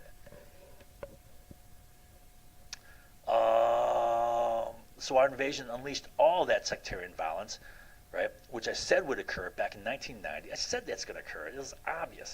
It's so predictable. This is pure propaganda. It works. The butcher's all made up. He might as well have been a Marvel comic book, evil bad guy. And you know what? Americans fall for that comic book stuff. I mean, they eat that stuff up. And you see people running around. For example, I see like a lot of males with Captain America shirts, and they're running around thinking, right, America's good. Why? Because of comic book shows. Avengers, Iron Man, Captain America. All right, time 47 minutes and 44 seconds. The butcher appears, dragging the father's boy into the street. The butcher wears a heavy leather coat. Okay, so he looks like he's from the Matrix or something, or Darth Vader, right? Heavy leather coat in the desert heat of Iraq. Okay, sure. That's ridiculous, but it makes him look like Darth Vader. He drills the boy's leg, okay? Kyle runs to the rooftop where there's a rabid dog. So somehow there's a rabid dog on the rooftop, right? Looking fierce, a fierce-looking dog. Mustafa, the mysterious sniper who no one even knows who existed, is shooting at Kyle, right? The butcher drills the boy in the base of his head, in the spinal cord, right? The father runs up and tries to save his boy, right? Gets mowed down by a hail of AK-47 rounds, right? The mother runs up to the husband. Kyle is still pinned down by Mustafa. Mustafa takes off running. Kyle rises up and fires a long stream of bullets in frustration. He's just like, he's anguished and frustrated, right? This whole thing never happened. This is all made up crap. The frustration. The sheepdog couldn't save the sheep this time.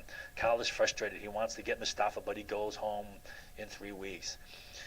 All right, this is great dramatic effect technique. It's a crescendo of sights and sounds and images and terror crashing all around. The screams. It's cutting between shots rapidly. It's basically Saving Private Ryan, the beach landing scene where it's all fragmented and jointed and jumping around and creating chaos and tension and it works. It's emotion building. Then you have the screams, you have the drill whining, you have the boy being drilled, you have the woman screaming, you have the rabid dog frothing in the mouth, biting a cow, right? The boy's drilled in the head. The father runs to save his boy, but he's mowed down by a torrent of bullets, right? Kyle can't save the sheep, and Kyle's a sheepdog. Kyle fires in frustration. Mustafa gets away. The only problem is this is all made up. This never happened. There was no boy who was drilled. There was no butcher, right? Now, it is speculated that the butcher is similar to a Shia warlord, Abu Dira, who used the drill, right? But here's the deal with the Shia, right? Zarqawi was Sunni, right? Not Shia, okay? The Bush administration enlisted and sponsored the Shia militia, put in charge of their supervision Colonel Steele, who was formerly in charge of the mobile training team in El Salvador, which taught counterinsurgency techniques, counterinsurgency methods, which were brutal, right? It was clearly taking off the gloves as much as possible. That employed kidnap, torture, murder, death squads. It was pacification through extreme terrorism.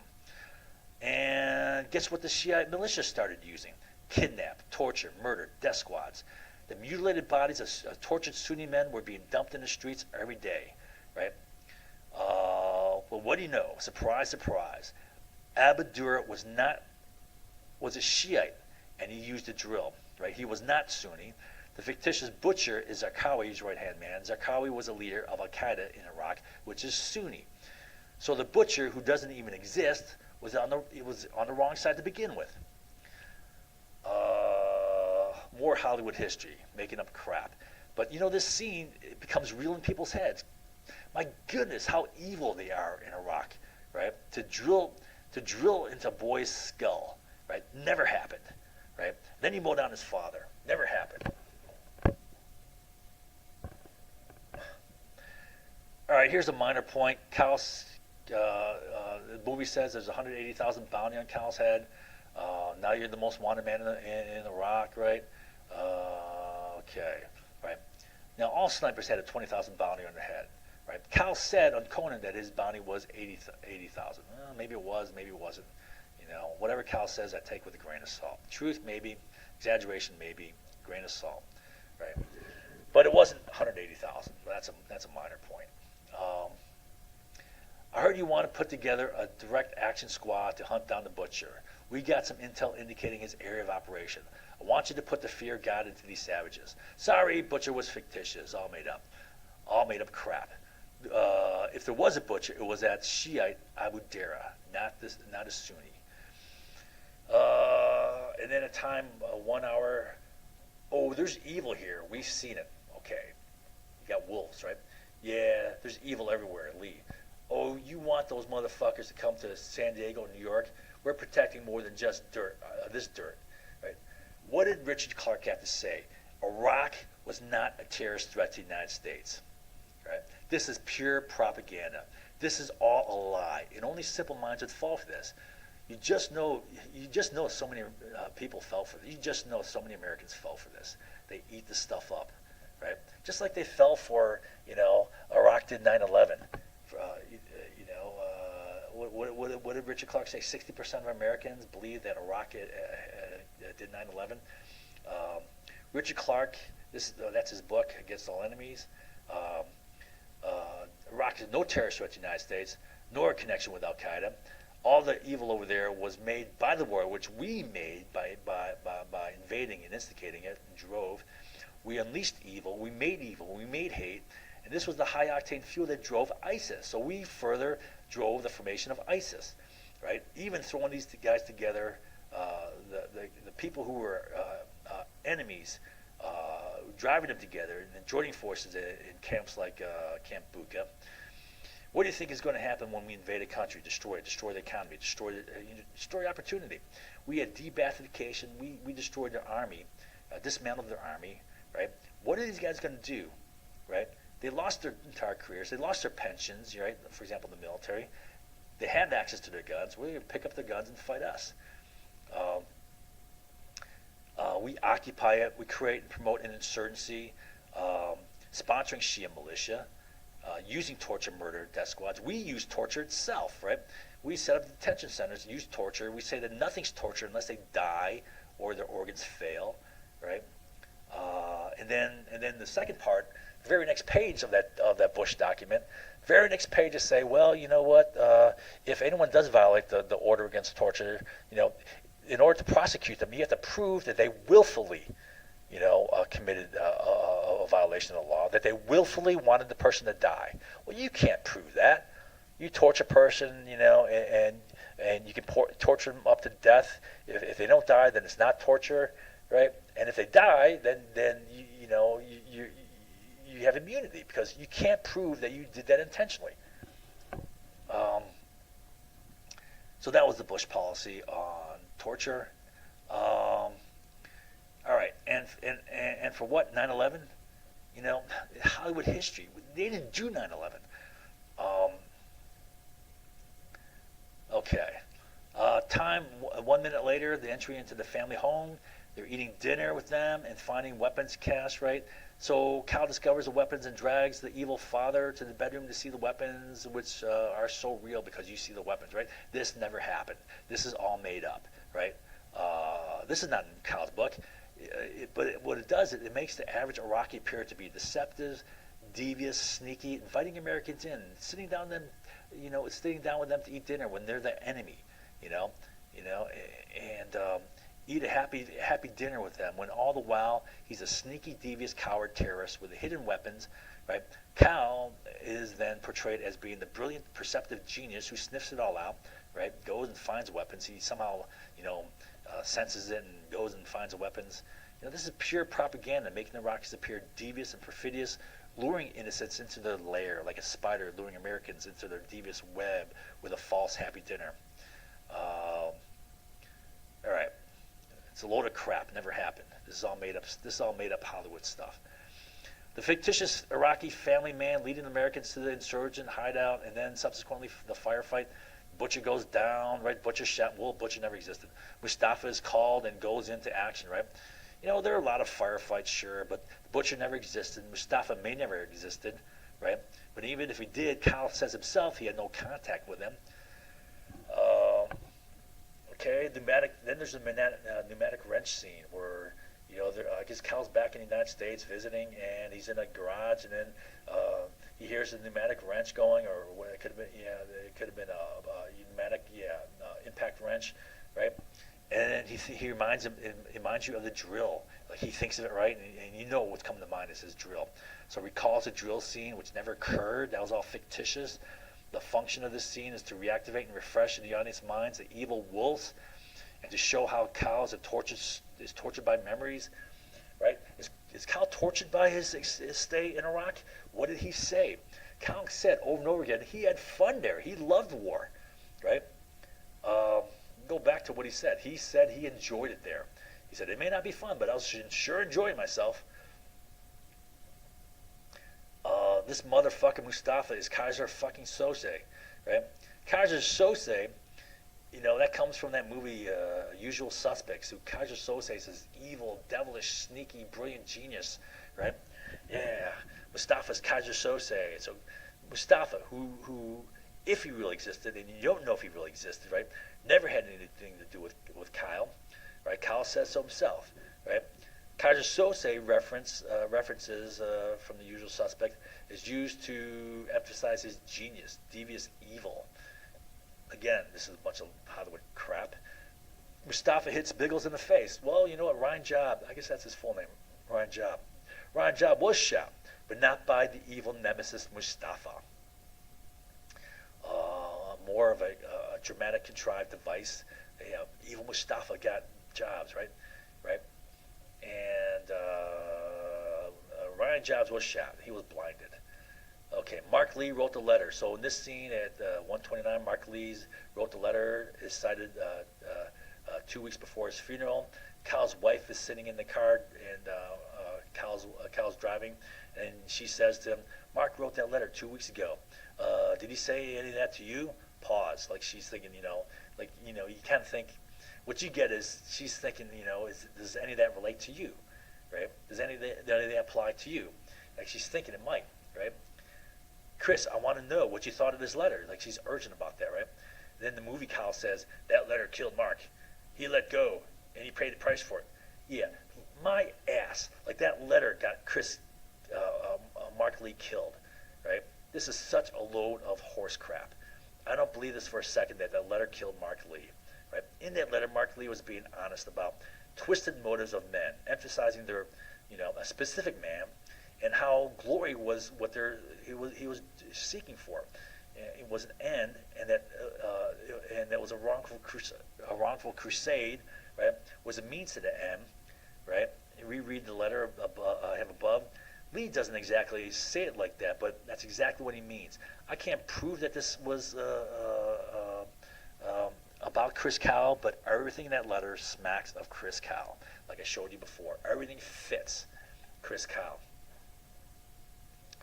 I'm not going to review that. Okay, then killing Mustafa. So now time 1 hour and 37 minutes. Chris Kyle gets his revenge for killing Mustafa, who is the evil. What did whatchamacallit call him? The Washington Post, a serial killer. The serial killer that Clint Eastwood manufactured, right? Who blinded Biggles, right? Cal is ordered to hold his fire. Killing Mustafa. Cal is ordered to hold his fire, but he takes a shot anyway, and he kills Mustafa. Cal spots Mustafa and knows it's him. It's him. Oh, it's him. Do it for Biggles. Biggles will be proud, right? Well, he didn't shoot Biggles. Ryan Job. It's not even certain if Mustafa ever really existed. However, he certainly never existed for Cal. Cal says he never had any contact with him, right? And he could have been all just, urban legend boogeyman. This is all made up final climactic event. Drama, it's drama trick, just like the fictitious airport runaway scene. Wait a minute, this is wrong. Okay, this is the scene where he's almost left behind. Okay, so I have this in the wrong place. During a horrendous firefight, the officer in charge calls in an airstrike in this position. This never happened. That whole scene at the end, they're in that building. They go to the top of the building, and then there's bad guys coming all around. And Chris Kyle gets on the phone and he talks to his wife and he's crying. I want to go home. I want to go home. All that never happened, right? This is all good dramatic copy. It was done in the movie Platoon, right? The whole thing where in the movie Platoon, which was all fictitious, right? You have that captain who's the officer in command there calling an airstrike in his position. He says, he orders on thy pause, right, on his position, right. Now that's the sort of thing that inspires a lot of awe. That you call an airstrike, and how horribly the situation has got that you got to call an airstrike on your own position. That you're calling your planes to bomb on your position, because your situation has gotten so bad, right? And that happened in real life. I mean, there was a case where Captain Carpenter, who I think he won the Medal of Honor for that, right, called an airstrike on his position because they were surrounded and they got within their perimeter, and they said get down in the holes, right? And the idea that hopefully the bombs will hit people above the holes and not kill people in the foxholes. And so something like that did happen in real life. That sort of thing does happen, but it didn't happen to Chris Kyle. Sorry, this is all made up stuff. It's good dramatic copy. Carpenter called in the airstrike. Oh yeah, Captain Carpenter in his position during the Vietnam War. That was a famous case of it where he won the Medal of Honor. Captain Carpenter, he was a West Point grad, I believe. Yeah, I think he was actually a football player at West Point. But sorry, this did not happen to Kyle. It's all made up here by Clint Lyrewood. Good dramatic stuff here, though, right? Makes the audience just eats the stuff up, right? Right. This is all fictitious. It's ridiculous, modern, right?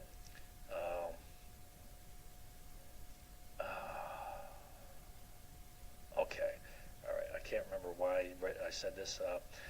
Kyle then in this whole scene calls home, baby. I'm ready. I'm ready to come home. I'm ready to come home, baby. Sorry, but this call never occurred. This is all made up, right? However, a call, this is one of the true things that Eastwood had in this movie. So a call earlier when he was talking to his wife, and it was on one of those sat phones, the satellite phones, right? Chris Kyle mentioned this in his book.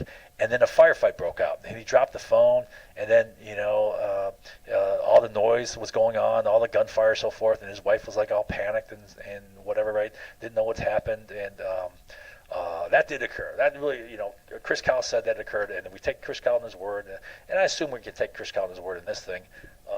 So that did occur, and Eastwood actually showed that earlier, right? But this one didn't occur. All right. Where are we at here? All right, then Chris Kyle almost being left behind. All right, this is just made up stuff too, dramatic device, right? All made up. It never happened, but it leaves you on the edge of the seat, like you're like, oh God, right? You're on your edge of the seat, hoping he makes it onto the truck or whatever, right? This reminds me of that last scene in Argo. Now, Argo is another case where about 95% of the movie is made up crap, right? Hollywood history, and it gets you to think that the Iranians are just evil, devious, savages. So here is, what do I have here?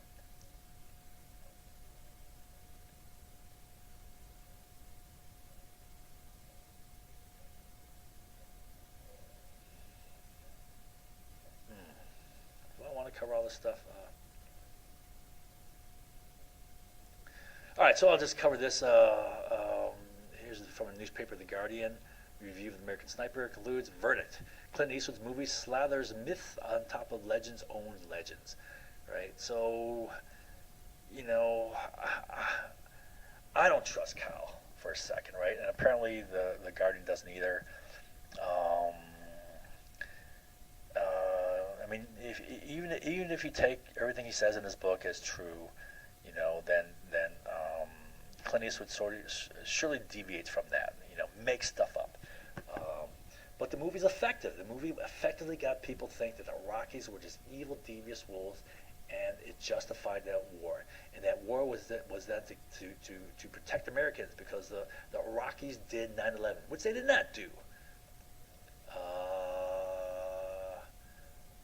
And it's about keeping, the Iraqis from attacking us in America. And according to Richard Clarke, the anti-terrorists they were not a threat to America. So Hollywood history, propaganda went to great extent to justify the war in Americans' minds. It went to great extent to make Americans feel good about themselves, proud, and they're true believers in the heroic Chris Kyle. Why? Because it makes himself feel good. It's not about truth and facts. It's about feel good. It's about what you want to believe. It's not about honesty.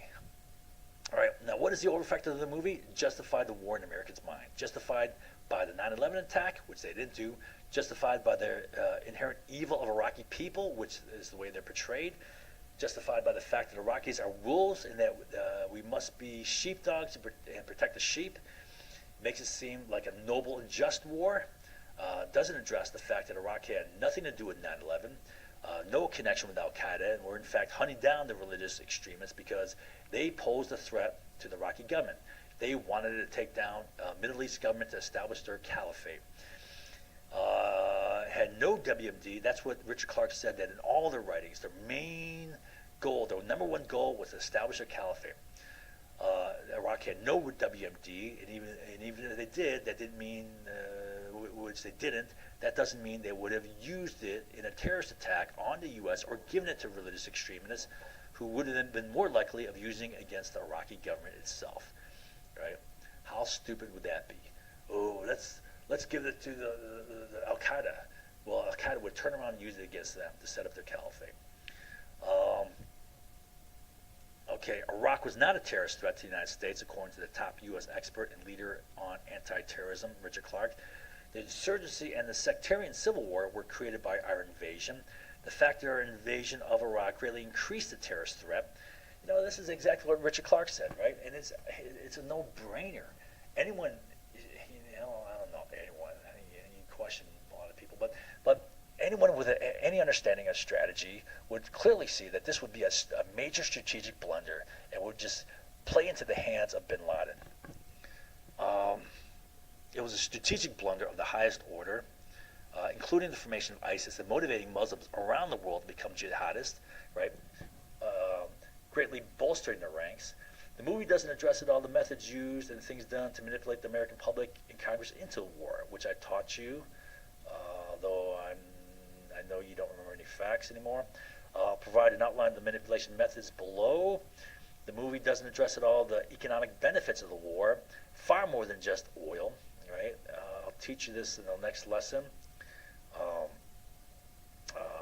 The movie doesn't at all address the chaos, violent, sectarian war, the quantum leap in terrorism, including the formation of ISIS, and the overall craziness that our invasion of Iraq created. Then exploiting the one-year anniversary of 9/11. Bush. Okay, whatever. All right. So what I want to talk about is this. The Bush administration exploited the one-year anniversary to conduct a bait-and-switch manipulation, fooling Congress and the U.S. public into the Iraq invasion war. I know that nothing's remembered on that. Then every U.S. policy in Iraq appears to be designed and created to create conflict and chaos. So let's look at the policies. They were insane, right? If you take on one end of the spectrum methods used by, let's say, Alexander the Great to unify and knit together his empire, right? What we did was on the far opposite extreme, all right? It was anti-Alexander the Great. We conducted de-Baathification, destroying livelihoods and upheaval of Iraqi social fabric, their society, their economy. So de-Baathification was this, right? The Ba'ath Party was a Sunni party in control of Iraq, right? And to be anyone in the government, or from being a government official to being in the military, to to being a teacher or a garbage truck driver or whatever, right? You had to be part of the Ba'ath Party. Now, what de-Ba'athification was, if you are a member of the Ba'ath Party, you just lost your job in the government. You can have nothing to do with the government. So all these teachers, and they lost their pensions, right? That destroyed livelihoods, created upheaval, devastated their economy, and it also created, who were the people who had expertise in running the government, right? And all the different functions of a government required, right? Those people, they're kicked out, and it created chaos within their society. Then you had also the de-Ba'athification and elimination of governing and infrastructure expertise, right, resulting in societal upheaval, chaos, right, destruction of the Iraq army, destroying livelihoods and creating the insurgency. All these guys, they're professional career soldiers. Well, they just lose not just their jobs, but their pensions. They're out. They have no means of livelihood and no hope for the pension they've worked their lives for, right? So what do? Well, they go get their guns and they start the insurgency. They fight us, right? So we kicked off the insurgency. What do you think's going to happen? You invade a country with a foreign military. Destruction of Iraq and its urban warfare. I mean, I wrote about this way back in 1990. We go into Iraq. We're going to have to take down the government, which means we're going to have to become the government in charge temporarily until we establish a new government. And during this time, you're gonna have all that xenophobia and hate for foreign military occupation, right? And it's gonna create an insurgency, and then that insurgency is going to be primarily in urban areas. It's going to be urban guerrilla warfare, which is going to require you to kick in doors, go door to door, kick in doors, and then it's going to require you to have whether it's air support or tanks coming in. You're going to start raising buildings. Right? There's going to be a lot of collateral damage, and that's going to mean there's going to be a lot of civilians who have to live in their homes being killed, right? And it's going to just complicate the situation, create more hate, right? The fabric of the society, we create chaos, it resulted in killing over 123,000 civilians. The invasion creates a power vacuum, which creates a sectarian war. This is just a rough map, there's no real clear lines, but that's the division of Iraq. You have Sunnis, you have Shia, you have Kurds, all right? And they're going to go at it. Fueling an urban war against Iraq, U.S. boys. Okay, wait a minute, okay, so U.S. invasion ignites an insurgency war, fueling urban warfare against U.S. boys. It radicalizes and militarizes Muslims around the world. Al-Qaeda, once a small group, swells in ranks, spins off into ISIS, right? Sanctioning and supporting the Shia militia, putting in charge of them as an American liaison, this guy, Colonel Steele, right, who ran the mobile training team in El Salvador during the 1980s, right? And they're teaching, the same techniques that the French were using. And those counterinsurgency techniques were brutal, kidnap, murder, torture. The Shia then used U.S. counterinsurgency methods, kidnap, torture, murder, death squads, and the tortured bodies of dead Sunni men were being thrown into the streets every day. We set up mass detention centers where there was widespread humiliation and torture are conducted, right? And then I told you what Chris Kyle even admitted how this was degenerated into people using the U.S. military to knock off, get rid of, to eliminate their enemies, right? And you can easily see how that can erode into, damn, that's a practice being done. I better rat out my enemy before he rats me out, right? Then you get all these guys, a lot of them innocent. Maybe they're not part of the insurgency, right?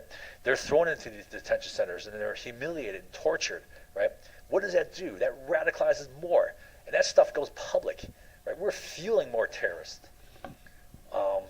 Throwing together ex-Iraqi military with the radical fundamentalists. Now, it was the government that was hunting down the radical fundamentalists. Now they join forces in detention centers like Camp Bucca, where they're tortured and humiliated. And then the military who had been hunting down the radicals joined forces with the radicals to form ISIS in places like Camp Bucca. In terms of ISIS formation, we gave the cause, the motivation, and the breeding ground for the rise of ISIS. Right? We gave the driving cause, our invasion, right? Motivation and breeding ground for the rise of ISIS. All right, so the military militarized the radicals, and the radicals radicalized the military. And then we get a behemoth rising out of that, ISIS. Um, 6 weeks after 9/11, the neocons had a plan to take down 7 nations in 5 years. All right, so day one they wanted to use that to take down Iraq, right? And these are all. There's a bigger picture here. These are all ex-Soviet client states, right? This is encroaching upon Russia, all right? We'll talk about that later. They then took down Iraq. They tried to take down Iran, but they failed. The whole nuclear deal. This is when Argo came out, right at the time when there's a big push. That's what pissed me off about that movie Argo. That came out at the time when there's a big push to take military action against Iran, right? The neocons promoted the Arab Spring, which took down Libya and Syria through NGOs, and in 2012 attempted to go to war with Iran. That was that time there was a big push to get an attack upon Iran. Is that being reactivated by Trump? Will that be reactivated by Trump? We'll see. Okay, so Iraq, Libya, and Syria are now destabilized, allowing ISIS to gain a foothold. So we destabilized those countries, allowing ISIS to gain a foothold. We made a convenient breeding ground for ISIS. Okay, exponential increase in the terrorist problem now, including homegrown terrorists. Right. So the fall of the Sunni Ba'ath regime destroys the regional balance of power, destabilizing the region. Right now, you get the whole thing with that exacerbating the regional Sunni-Shia conflict. Right, especially in contested areas like Syria, right? And also, Yemen's another place. And okay, so here's the whole. If you want to go back, I'll scan through this. You can pause anywhere you want and reread the Bush manipulation method to get us into the Iraq War.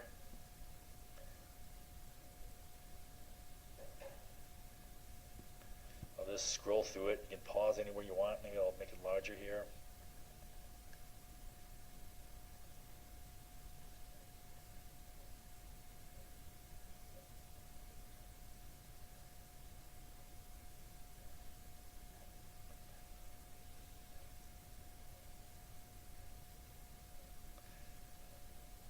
All right, so this is exchange theory, and it deals with oil, and then it deals with our involvement in the Middle East.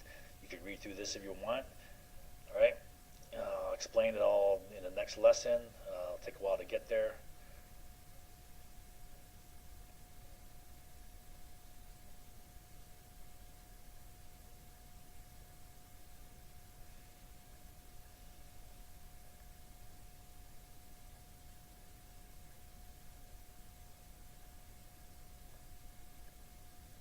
Okay, this chart kind of summarizes the economic benefits of war. It actually rolls over into another page, so I think some things are missed here. Yeah, it's cut off. It shouldn't be going over page to page, but let's see if I can fix that real quick.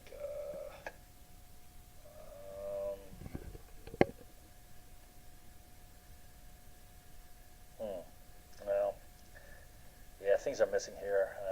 Anyways, okay. All right, so that's it for Chris Kyle and Eastwood's portrayal of Chris Kyle, which doesn't match the book. All right, and so what can we say about Chris Kyle in the end here? Right.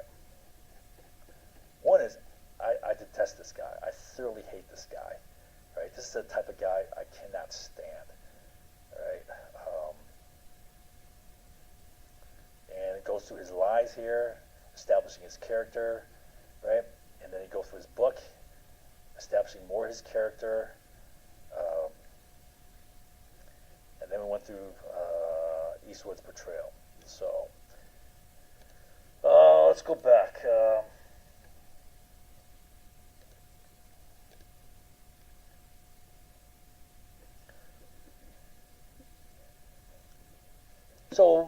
history helps create a moral consensus, makes it easy to control the population, makes them believe in the goodness of your country, creates heroes and good guys and bad guys. Of course, we're the good guys, and anyone, our enemies are the bad guys. And you can plant any sort of manipulative notion, like, for example, conspiracy theory, which is a baseless, pre-packaged knowledge structure, highly pejorative, highly effective, but is not based on any factual or any real intelligence. But it works. It dominates perceptions. And then here's just an aside. So the next movie that Eastwood made, I mean, I can't prove this, but I really suspect this movie as well. All right. So Eastwood comes out after making American Sniper, where he's attacked upon. A lot of people called out Eastwood as, you're bogus, you're making up stuff, and he did. He just made up crap, right? And Americans ate that stuff up, though, I tell you. All right. So Eastwood comes. His very next movie is Sully. And I'm thinking, this is my suspicion, I highly suspect this. This was another lie to cover for his previous lie, right? American Sniper was a lie, was propaganda, so he makes another one. So Eastwood's next movie is Sully with American Sniper. Eastwood was widely accused of making up a lying propaganda movie, that Chris Kyle wasn't the great guy he's portrayed to be, and all the stuff that happened in the movie was made up, right? The core of the Sully movie was not the crash, right? So the movie Sully is about an airline pilot named Sullenberger, okay, who in real life was just I don't know, just an outstanding aviator. He did all the right moves, and so in that sense he was a hero, right? But that's not what the movie was primarily about, right?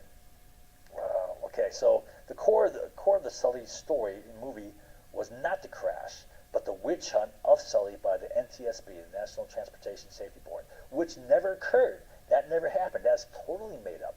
That witch hunt, which had Sully as the victim, as being the hunted down, persecuted victim, right? Sully is made out to be the suffering hero, right? Falsely accused and persecuted. That never happened, right? It's almost as if Eastwood was manufacturing a lie by getting the masses infuriated at those who falsely accused the hero, right? So,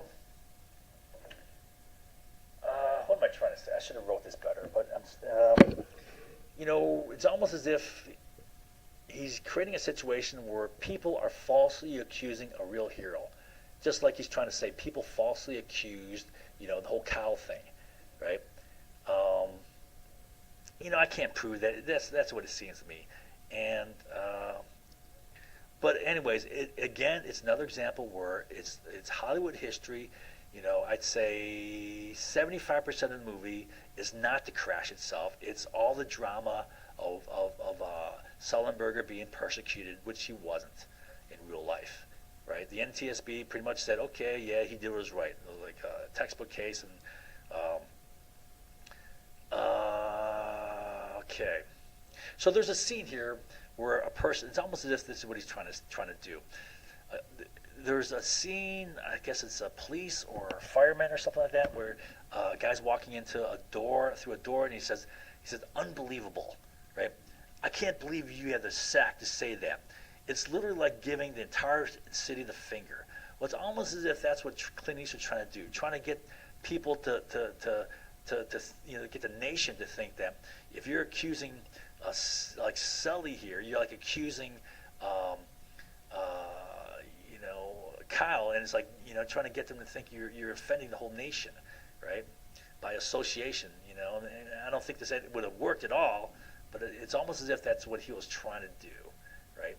But in any event, whether he was or not, he's making up another lying story, right? And it makes up this fictitious witch hunt which never occurred. So, okay, that's enough. That's all I'm going to say now. The real Sullenberger was an outstanding pilot, and it was right.